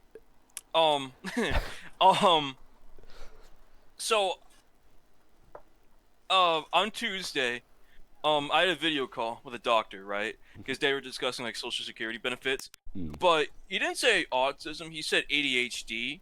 So I was wondering the entire time, did my folks fucking lie to me? Do I actually have ADHD and not autism? But it's kind of like, or maybe I have both. But Many questions won't- with Colt. yeah, I won't disregard it. But for now, let's just say I do have ADHD. Hell They yeah. don't Hell yeah. call, Goes if you back to it. don't, they don't call it autism. They call it autism. They call it cultism. That's upside down. Okay. Yeah, I enjoyed this promo. I don't have much else to add. Do you have Other any than- thoughts, Rory? Colt upside down cam. I think it was really good. Just him popping up in his fucking gown and calling out Kev of all people. Yeah, with his trunks on. He It was doesn't have really his funny. trunks on. Yeah. The upside down Colt. But I think image. Kev just in his fucking car and he just starts, Yeah. he accepts the challenge. But like the match stipulation is so fucking ridiculous and I love it and I can't wait for it. It can only end one way. Yeah. Poor Schiff. Rest in peace, Definitely. man. Oh no, I think Shift's probably gonna win it. Really? I don't Yeah. see. I don't see like. Oh, I don't know. I'm very iffy. I don't undefeated see. I don't see The Kev. XD. Oh, that's a good point. I don't know. Kev's old. He's like really, really, really old. He is. This old. might be his retire. Actually, no. No, What I this don't be think his he's gonna retire- retirement. I think he's probably got like a few more matches in him. I feel like he will I retire. I got a few more soon. matches left in me. I got another one in me. Yeah, I think I was gonna say I feel like Shift would benefit more from the win, but I don't want Kev to lose his undefeated streak. Kevin needs his win, bro. The It's a streak draw. is over. Draw. No more. They no both- more. It's a Yeah. draw. Well, I mean, then they didn't win, but you know, can you even draw But Kev he's rules? still undefeated because nobody would have beat him. I guess, but You can get like a double pin, both shoulders down, yeah, True. true. or double knockout. We'll see what happens. I feel like either way, you could justify either winner, and it'll be fun. But yeah, I don't have a lot to add. Anyone got anything else to add before we get on to Steve versus Breezy? Colt, that's a thumbs up, but it's a thumbs down for us. Anyway, That- Oh, is this better? yeah. Yeah. Okay, so that brings us on to Steve versus Alright, Breezy. This was my match. My main event. I was gonna say this is my match of the night, but like a considerable Yeah. margin. This match was really, really good. I really enjoyed this one. Awesome. Yeah, these two had like incredible chemistry. This match, I think Nuck said it on commentary. Nuck or Colt said it on commentary. This match was like 2 years in the making, obviously from when like That was not. that was yeah not- when Breezy joined the SCS, obviously, and I think this match like Motherfuckers. this match really jumped really me. delivered.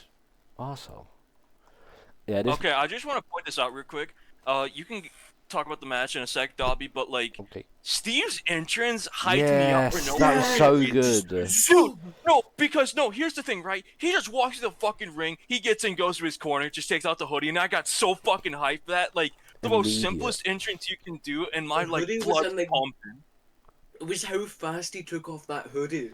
Yeah, that shit was he got there, clean. like he opened the rope and not even half a second later his hoodie was off. Yeah, that So hype. Steve's the man. bro joined like immediately back. Bro was risking that invalid session for Aura, Yeah. and he got it. Good guy, what a goat.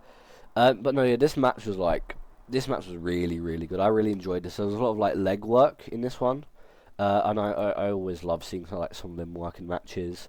But I feel like the main standout for this match was the finish, which I fucking loved the finish to this one. So good. So obviously Steve, he's got that little MMA background. Don't be silly, jump the gilly. He does exactly that. It's not even a bolded move. He just locks it in with the body scissors, and Breezy is struggling. You know, he gets his footing briefly, but then he drops down and he has to tap out. I absolutely You know what's the adored funniest that. part about that? You know what's the funniest part about that, Dobby? What is the I funniest think part? Steve was saying it in VC, but like, I think he said like, I'm gonna win a move without it being bolded. I'm gonna win like without Yeah, a bolded yeah, move, and that's that's what he exactly said. what he did, which was like fucking awesome. Yeah, he said it after the fact. He's just like, I wanted to win with an unbolded move. I think it would be cool. And it's like, you know what? That is the most Steve nonchalant shit ever. I'm like, you know what? Fuck yeah, Steve. And I think it worked like supremely well for this. Yeah, this match was like I think head and shoulders above everything else on this show for me. No, this was just like absolutely like sensational work from both men. But yeah, this match was amazing. Doff, what did you think of this? Oh shit! 1 second, I broke the cameras for a second, but we're back. Oh no, bro. Oh shit! I did it again. No, Um, not again. I Oh, really no. enjoyed this one. I think Steve is disproving that whole Steve only locks in every 4 months thing, because like he's just been locked in for so long now, like with his past few matches, True. and like I think we're about to see like an even more generational Steve run than before post XC. I think it's gonna be the summer of Steve. Hell yeah. Steve the Monster. Steve beats Jacob for the world title at Heatwave. Yeah, like I've been waiting for someone to do like a non-bolded finish on the main roster, and like I'm pretty sure Steve has been talking about it for like a long ass time. Cole, I'm pretty sure you're right. Yeah. And Steve in kayfabe is also someone who it's believable from. Like, yeah, that's a big ass guy putting you in a guillotine. That would like tear Yeah. your neck off you. True. He also has like, that and MMA background and has won with a guillotine in Twitter chat. Yeah.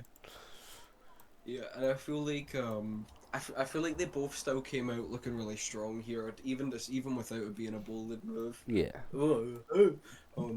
I just like the one and only thing, which is like a really small thing about Breezy, is I'd just like to see him do a little more limb targeting that isn't the leg, Yeah. because I feel like I don't even know if we've seen him do limb targeting that wasn't the leg mainly. I know we've seen a little bit of it from the back, but I Yeah. feel like the usual one is the leg. Yeah, no, I can definitely see that that point of view. I feel like that's also a thing of, I feel like a lot of people do that in the sense of, if they're doing limb targeting, they will like sometimes just resort to only limb target moves. Like, say you're working a leg in a match and it's going to be like a big part of the finish. You don't only have to do like kick to the leg and shit. You can do other moves as well, like tied in. Because I feel like people forget as well, even when you're working the leg, that just from a logistics standpoint, people would start to telegraph that shit. They start to like figure out, okay, they are just gunning for my leg. I can probably defend this a little bit better. But I think it worked well for this match, and sort of the fact Steve, you know, he couldn't really get his footing for anything else. So I think that also worked out really well in the guillotine finish, because he couldn't really run for like a spear or just stand for anything else. So I think the finish was like by far the best part of this match, and it was a really good match. So that is saying a lot. But yeah, Rory, what did you think of this one? It was probably my match of the night. Breezy always kills it. Steve also is just awesome. That entrance that Steve had, like Cole said, that shit was so That was hype. Like, goated. he just meant business. Yeah. Yeah, I'm looking forward to more. Winning just off that gilly was that popped me hard, and I think I hope we see like Steve have a crazy ass run. Yeah. Does anyone have anything to add before we get on to what happened after in the little promo? A lot of people need to give Steve his Oh, flowers. wait, yeah, Steve, my yeah. I can agree with that. Like, Yeah, Steve is really good. yeah, like I think it's almost an insult saying this man locks in like 3 times a year. Like he's so fucking good. He's and really honestly, good. like, Steve's been working at this kind of level since like late 2020. Like he's really fucking good, and he's been good. Yeah. True. Steve is my Shayla. I love Steve. My Stevela. My sailor. My Shayla. No, I love Steve. This match was amazing. But that brings us into the promo that happened after. Saints hops in the ring, and he's like, no, fuck you, Steve, you're a little bitch. And he calls out Steve for XC, and he's like, this should have happened. I think he says either last year or I think he said last year. Yeah, this should have happened last year. Me versus you, extreme chaos. Saints once again stepping back in that ring to take on one of the founding members of the SES. You know, this has been years in the making at this point, and that match is going to be absolutely incredible. I have no doubt that is going to be a fantastic Yeah. match. I don't have a lot to say about the promo. It was a good it was your average Saints promo. I have a lot to say about this promo. Yeah, I think this is really good. I'm very excited for the match. But Cole, what is your thoughts on this? Okay, so like always, Saints delivers a great promo. I think we can all attest to that. Saints is like a top 3 promo in the entire server. Yeah. I do agree with the point he made in this promo that this should have happened last year. Mm. This should have happened last year in the main event for the world title. Now, everybody knows how I feel about Pandora 2024. Yeah. The main event was Saints and Milky. I think we all know how I feel about that. W Yeah. especially. Yeah. Saints should have won that match against Milky. Yeah. Saints should have been the world champion. And then Steve wins the Rumble. So then it becomes Saints and Steve at Extreme Chaos for the title. And there's a lot of ways you can go about it, but the way I said is like, Saints is like, oh, you know, Steve, like the idea I had was like Steve getting kicked out of the SCS and then like Saints putting like hurdles in front of Steve to like finally get to him at XC, Yeah. which isn't the worst idea ever. I feel like maybe you could go a different way about that, like having like Saints and Steve not like be physical with each other, but like almost some sort of like tension within the SCS, like leading into XC. Yeah. But then you can do the thing where like, yeah, Steve beats Saints in the main event of Extreme Chaos, and then, you know, you can do the taco cash in after. Yeah. I get what you mean. I feel like that would have been the best way to go around things, but Yeah. it is what it is. I feel like that was a downside of the Milky booking. Was you know, not only him being in the main event himself, like booking that, but just the fact that I feel like it was not by any means an interesting story, Steve versus Milky. But Yeah. you know, it's better late than never, I suppose. I'm just very glad we're getting I this guess. match. I am glad we're getting this match too, and it's gonna fucking. Yeah, you're damn right it will. Because Steve is my Shayla, and Saint is a cool fella. But Rory, what did you think of this promo? I love Saints promos, and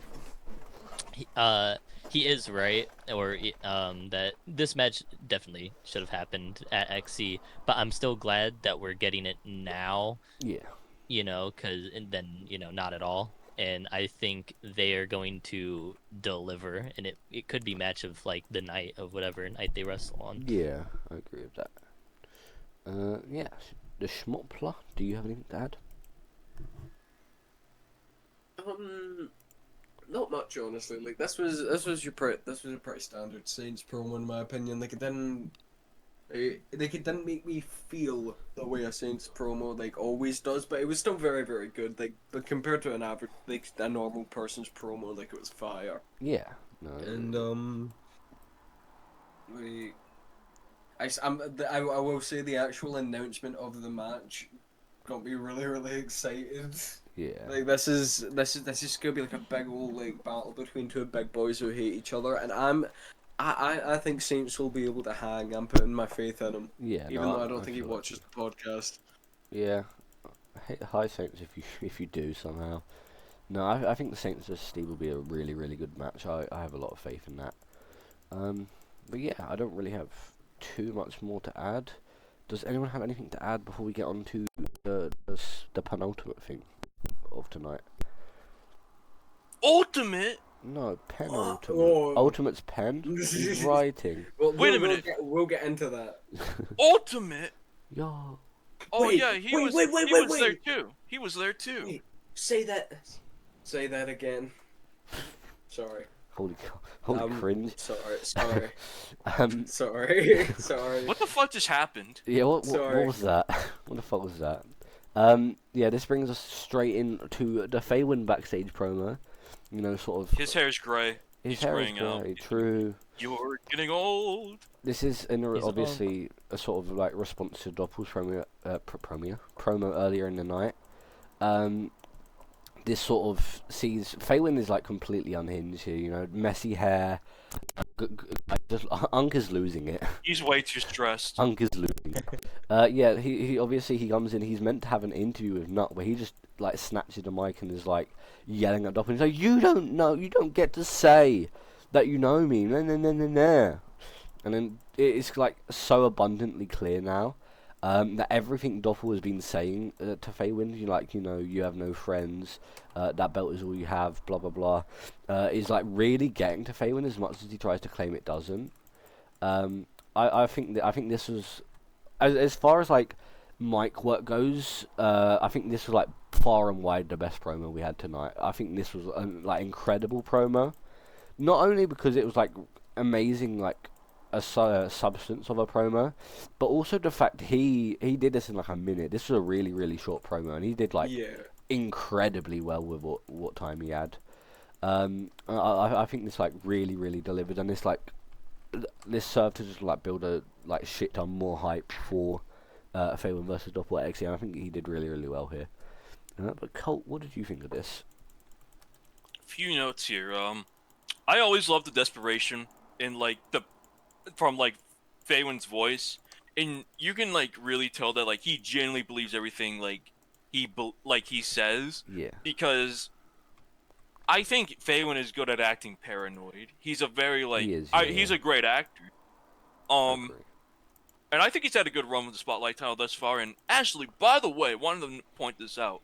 Today marks 141 days of him holding the Spotlight Championship, What a run. which means he is officially now the longest reigning Spotlight champion ever. Gonna What a ruin beast. it, and then I'm Oi. gonna beat it. Yeah.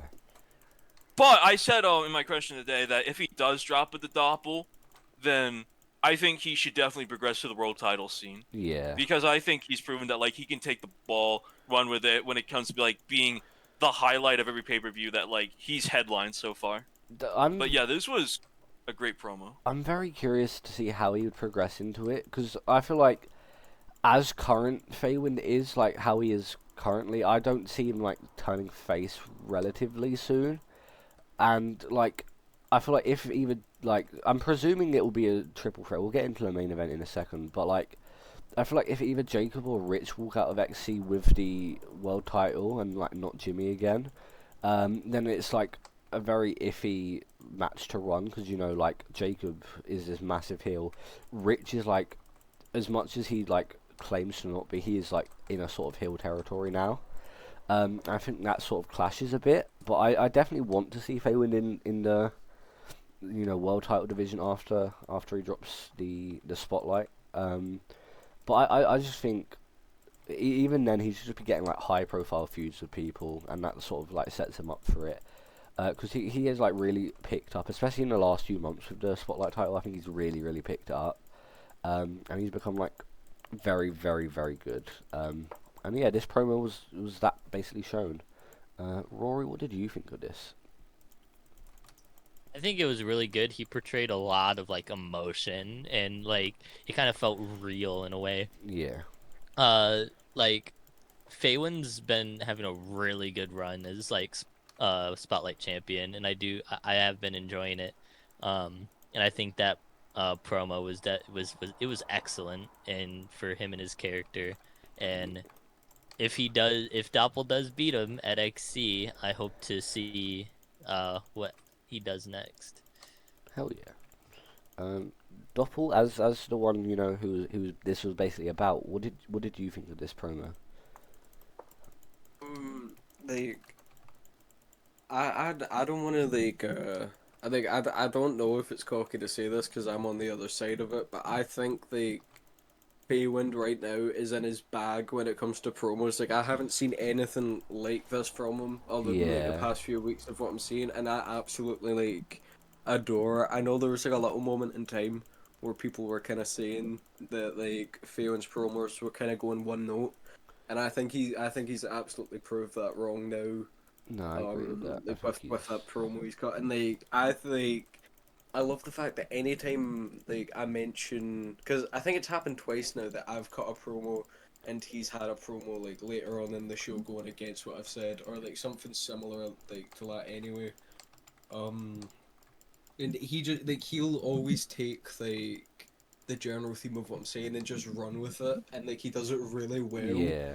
and I'm incredibly happy to be working with Feywind, and like neither of us know what's happening at XE yet. Like, mm, but if Feywind does drop the title, then I think what I'd want to see is I'd want to see him take like honestly maybe like a little break from even chasing any kind of title. Yeah, I Have agree like with that. have like a big kind of blood feud. Maybe finish it out with Avery going face like the That'd be newly faced cool. Colt or something. That'd be really Like cool. run it back with someone from Takeoff, because like Colt and Feywind were both kind of the TV champs, so it'd be good to see that run back. And honestly, anything like, but I think Feywind like would benefit from going into like a big story feud, and then afterwards, whoever comes out of that with like the people behind them, like if he comes out of that with like the people behind him and wins the feud, I could definitely see him progressing into the world title picture. Because who knows who'll be holding it by that point. Yeah, 100%. No, yeah, I think he's just been doing like incredible work, and I think it is just like the natural progression. I think I definitely agree with the just giving like a big profile feud post spotlight, and then go on to world when when the time comes, and I think he'll cook with that. But yeah, I think this is a damn good promo. Has anyone got anything to add before we get into the main event? This is going to be a long discussion, I'm presuming. Yes, that brings us on to the main event. Jimmy versus Rich. Winner faces Jacob at XC for the world title. It's time to yell and scream about this. I'll start us off. I'm not a big fan of this match, to be Okay, honest. like this is gonna be a lot more civilized, I think, than if Sterry was here. Yeah. I feel like some words would be exchanged that could not be taken back. Yeah. You take that back! I feel like Okay. I don't know. This one it didn't really hit that mark for me. Especially with the story of like these two were best friends. This is for like basically the biggest match you could have in this company. Facing for the world title at the biggest like event that we run. I feel like the story of this just didn't reach that at all for me. I feel like there was a lot of spots in there that felt awkward or a little bit strange. Of course, we have to point out the elephant in the room, that being the new beginning spot. Not only the fact that it was hit, but the fact it was kicked out at 1. And I know Drix agreed, and he was like, "Yeah, you guys can you can use it for this match in this spot." But I still don't think that means it should be kicked out of at 1. I don't care if it's not Drix delivering it.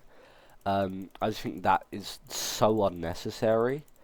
I can definitely see the point of Jimmy hitting the Ultimate L. I feel like that's a more established, relationship we've seen. I have my gripes with it, obviously, but I think it was, I think it's way more established than the Rich and the Drixer.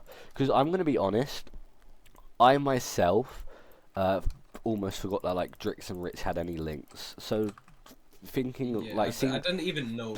Yeah, I was gonna say like you and like Rory would have like no clue about that. I feel, so it just sort of looks like he awkwardly hits the new beginning, and then also it is just like made to look really weak. And I feel like it didn't benefit the match, but it also like almost tarnished the move in the fact that it was very iffily hit in the first place, and then made to look weak anyway.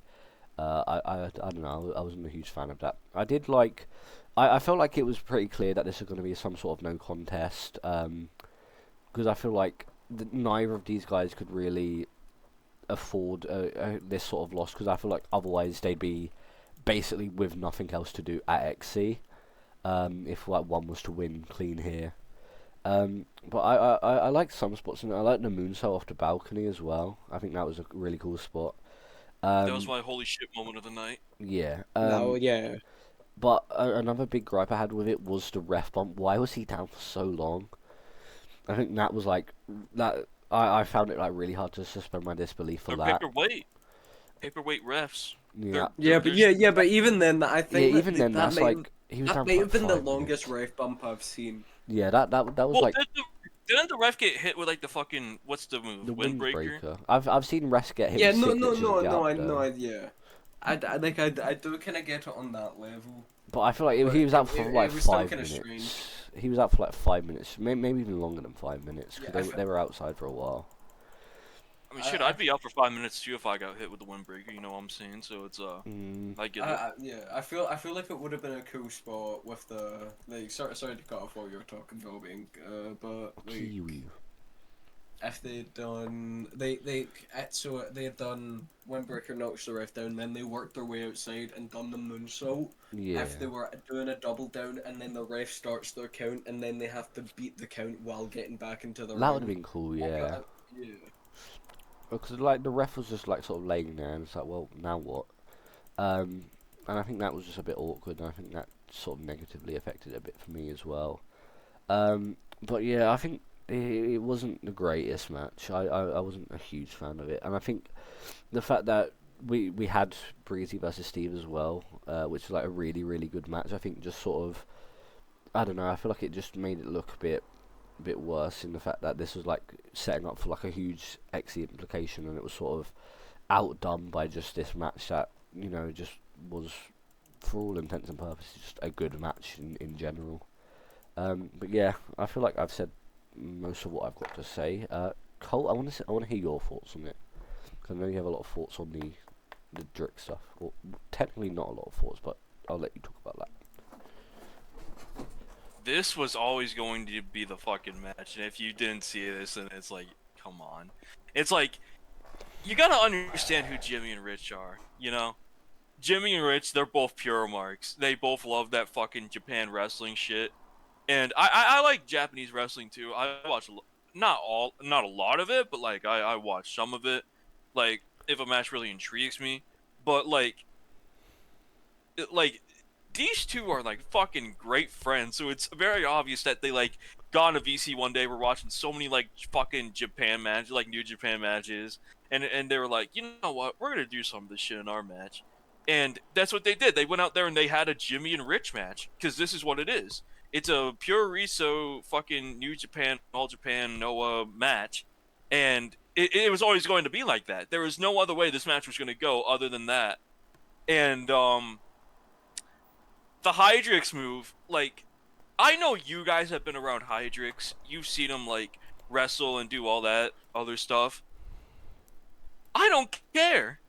Me personally, I just don't give a shit, because it's like, I've never been around Hydrix.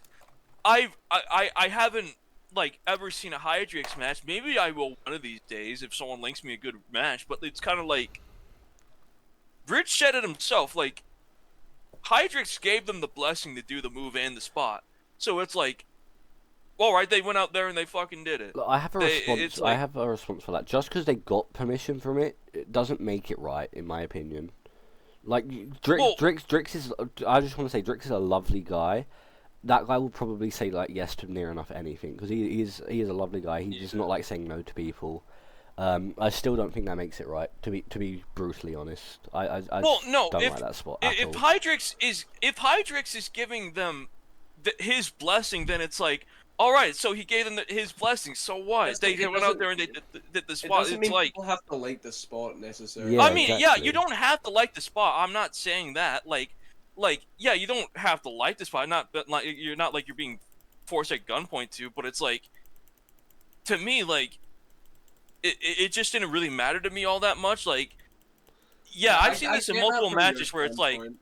where it's like, yeah, somebody hits a finisher and then they like kick out at one. Like that's like the most like I've seen that in a lot of matches. Like Kenny Omega matches, for example, where like I remember the one match I watched. It was like, I think it was Osprey and Omega. I think it was at Forbidden Door 2023. I think Will Osprey hits like, I don't know if it was the Oscar or like the Hidden Blade, but then like, or maybe he hit like, I think he stole the One Winged Angel actually. Like he hits the One Winged Angel, and then Omega kicks out at one. Then like the crowd's fucking hype as fuck. Like everybody's on their feet. I think that's what they were going for with that spot, but just with Hydrix's move. But this match was always going to be the match that Jimmy and Rich wanted.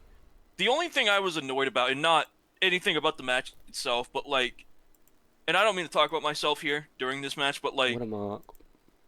I know, I know. Gotta love them, Like so. during this match, I was told like, hey, you gotta be neutral on comms because like two heels and one face commentator is kind of a bit too much. So that's why you didn't hear me talk a whole lot unless like somebody hit a move.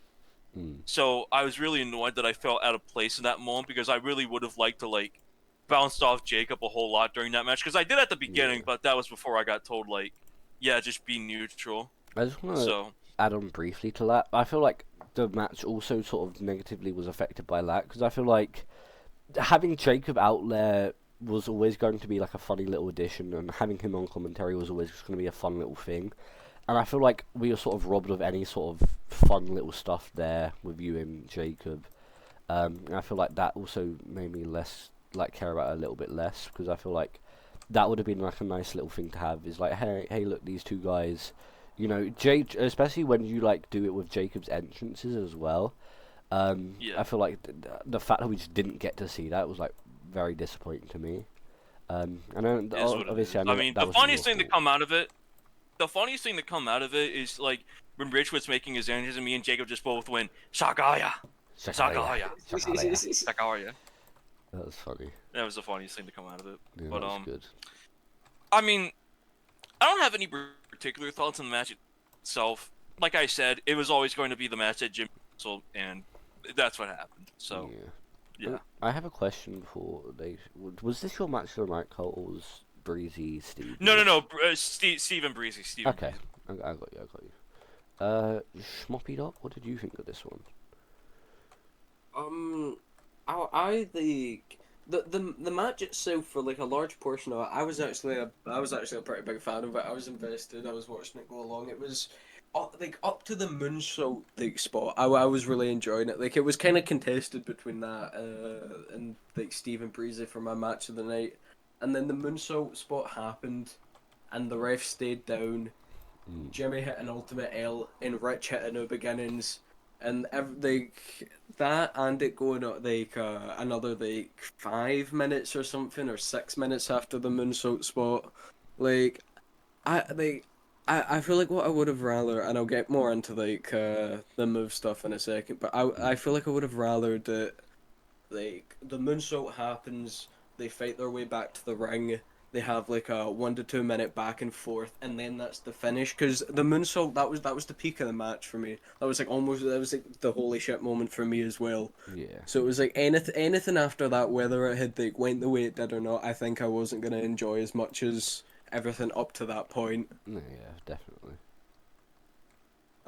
Cause the double down and stuff, I feel like most people know that like it was gonna end in some way that ended in both of them being involved. Like Yeah. neither one of them necessarily getting the win, and I don't have much of an issue with that. But like my issue with like a move stuff mostly comes from a place that like it doesn't necessarily feel sincere. It doesn't feel like they're trying to honor like these two people who came before them when they're Yeah. hitting them. Like when like this is for all intents and purposes it's a random unleashed, and the moves either way are going to be overshadowed by that moonsault earlier on Yeah. and the result of the match. So and it's always felt kind of strange to me whenever Jimmy's hit an Ultimate L when you have like an active student of Ultimate on the roster in Kaloki. Yeah. So like who had like a back and forth without in multiple stories with him, No, I and it definitely feels see like I it feels like there's no pretense to them.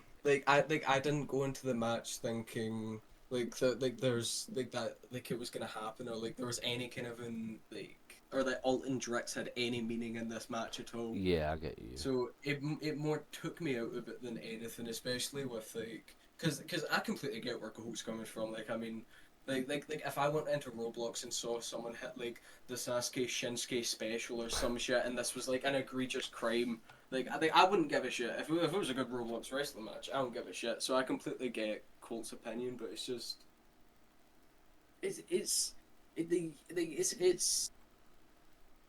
it's weird when you see people who like, you feel like they're being used for their name more than anything Yeah. else. That's true.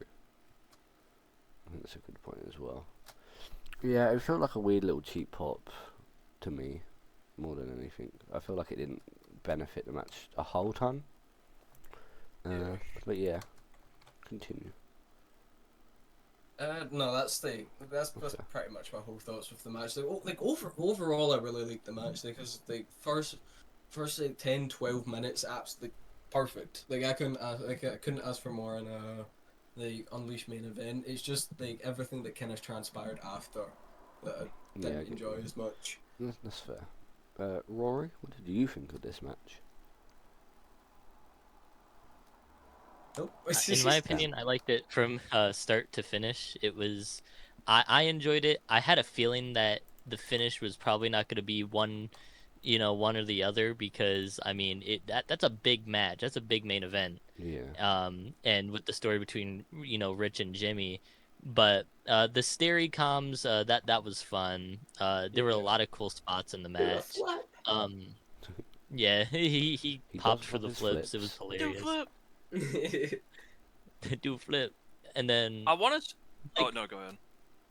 oh the though like the Ultimate L and New Beginning spot. Like for me, like I understood the Ultimate L one because Jimmy has beat Ultimate in the past, and like that was awesome. Like I don't really, like my favorite Drix match I ever saw was Extreme Chaos 5, but Mm, like I just think it was for mostly like a pop and a little bit of like story there, but other than that, I enjoyed the match. that's fair. Yeah. No, yeah, Like, that's fair.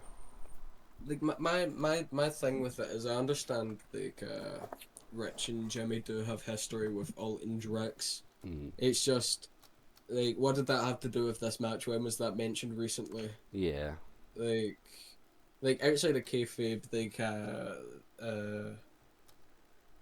fuck, what was I gonna say? I don't remember. today do Um, Shakaria. Shakaria. Sakaya. But yeah, that's like one other little thing. I would have liked to see a little bit more like inner conflict between Rich, like to kind of sell the like inner monologue thing a little more. Like there's a very small, slim part of him that doesn't want to go through with hurting Jimmy, but eventually he Yeah, did. But I just there was like that's something I'd expect to see in the match, but I didn't going into it. But it's oh yeah, but anyway, um anyway.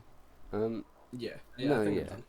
I'm done. No, I agree with that sentiment. I think that was also a big problem for me. Is just it was a match of like these two former best friends and like I guess in a sense also a student versus mentor type thing. But it just didn't feel like that to me. I feel like it didn't really deliver on that to me personally. And I don't know. I just felt like it was a little disappointing personally. But yeah, I don't really have much else to add. I don't know if anyone else does. All I want to say is Jacob closing off the show while glowing that he doesn't have to work Yo, That XC was really yeah. cool is as is well. like really funny. I really like Yeah. that. Yeah, that popped me as well. Yeah. I like that a lot. Yeah, that was No, awesome. that's yeah. I think that was a funny way to end it, and I enjoyed that a lot. I feel like yeah, wish we could have got like more between you and Jacob, in the sense of, the Yeah. stat chemistry. But Yeah, I did. It is- I did actually notice your like absence during the match. It was kind of like yeah, I thought that's why Jacob was there.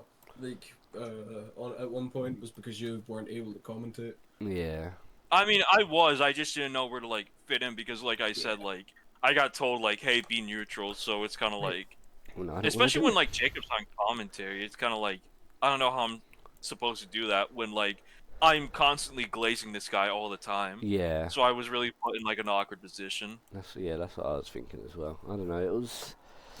It's still a very good show though. Yeah, it was overall But it was a fun show. I'm I still think very excited for XC. yeah, not as good as the last two, but like No, I don't know. yeah, There's a feeling in my stomach about this go home show. I have a feeling. yeah. I I'm just very I don't know excited what for it it. is.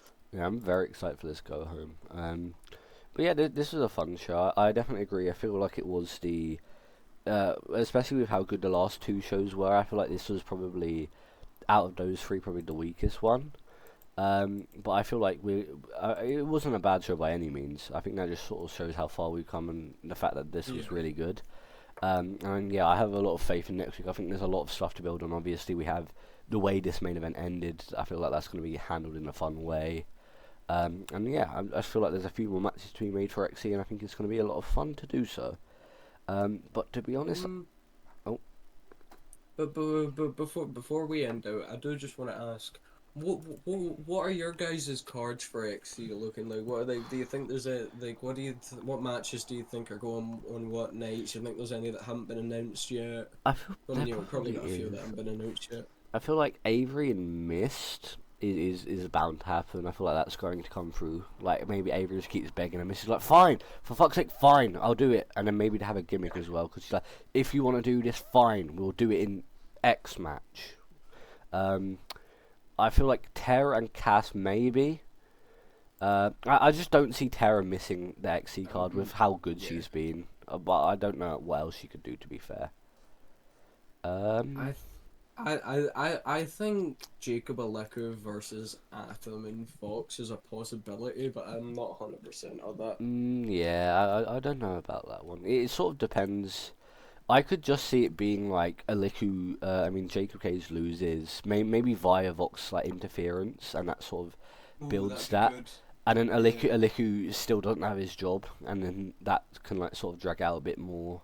You give that like misery thing, and then Aliku eventually, maybe he gets a chance to wrestle himself, and it's like if Aliku can win, maybe it's like Vox's test, so like Aliku versus Vox. Atom's like, go in and kill that guy, and then Vox loses, and Atom's like, you're a bitch, and I hate you. And Vox is like, They do "Oh." have history because Vox took the TV title He off did, of Liv yes. at Endgame. Yeah, that could be an interesting way to like run that and have Aliku finally make his way back on the roster. Other than that, well, Colt versus EQ is not made yet, and I feel like that is going to be made. Other than that, is there anything else? I could see Colt and EQ being a match, or like a night 2 match. Yeah, I feel like that's a big match, and I feel like that could be like later night too. I think off the top of my head, I can't really think of anything else. You Ro- guys got anything? Rory, Colt. Misty and Avery is gonna be a flag on a pole match. You know the flag match? Yeah. It's gonna be that, but the flag is gonna be the trans flag, and the Wait, first wait. one to retrieve it wins. Hell Wait, yeah. I have a question. Can it be like capture Cinema. the flag? Capture the flag where there's one in each corner. And Wait, it's that's hard. Oh yeah, like the fucking Rusev and John Cena match. That's kind of hard, actually. I like that. Yeah, that There's would just one work. trans flag, and they're like fighting over the trans flag, and they gotta like run up the stage. Capture the trans flag. Yeah, that's gonna That's be the funny. match. Honestly, Peak, do that shit. Yeah. What about you, Rory? Do you have any predictions? Mostly any match predictions you guys made is what I had in mind. I can't think of any like surprise matches that could happen. Yeah, I feel like with 1 week left, there's not really going to be any matches that we haven't sort of seen built a bit, made like on the fly, basically. I do think we might see a surprise match though. Maybe. I feel like someone like coming out, maybe hosting like an open challenge, and we get like a big return. DMK. Yo, DMK Open. Rory Open on XC, yeah. 1342 accepts the open challenge. The I Rory. think we're gonna see a legend return outside the like Hall of Fame class, and we're That'd also be cool. gonna see someone debut. Rory XC. It could be Rory. Rory and Misty aligning together.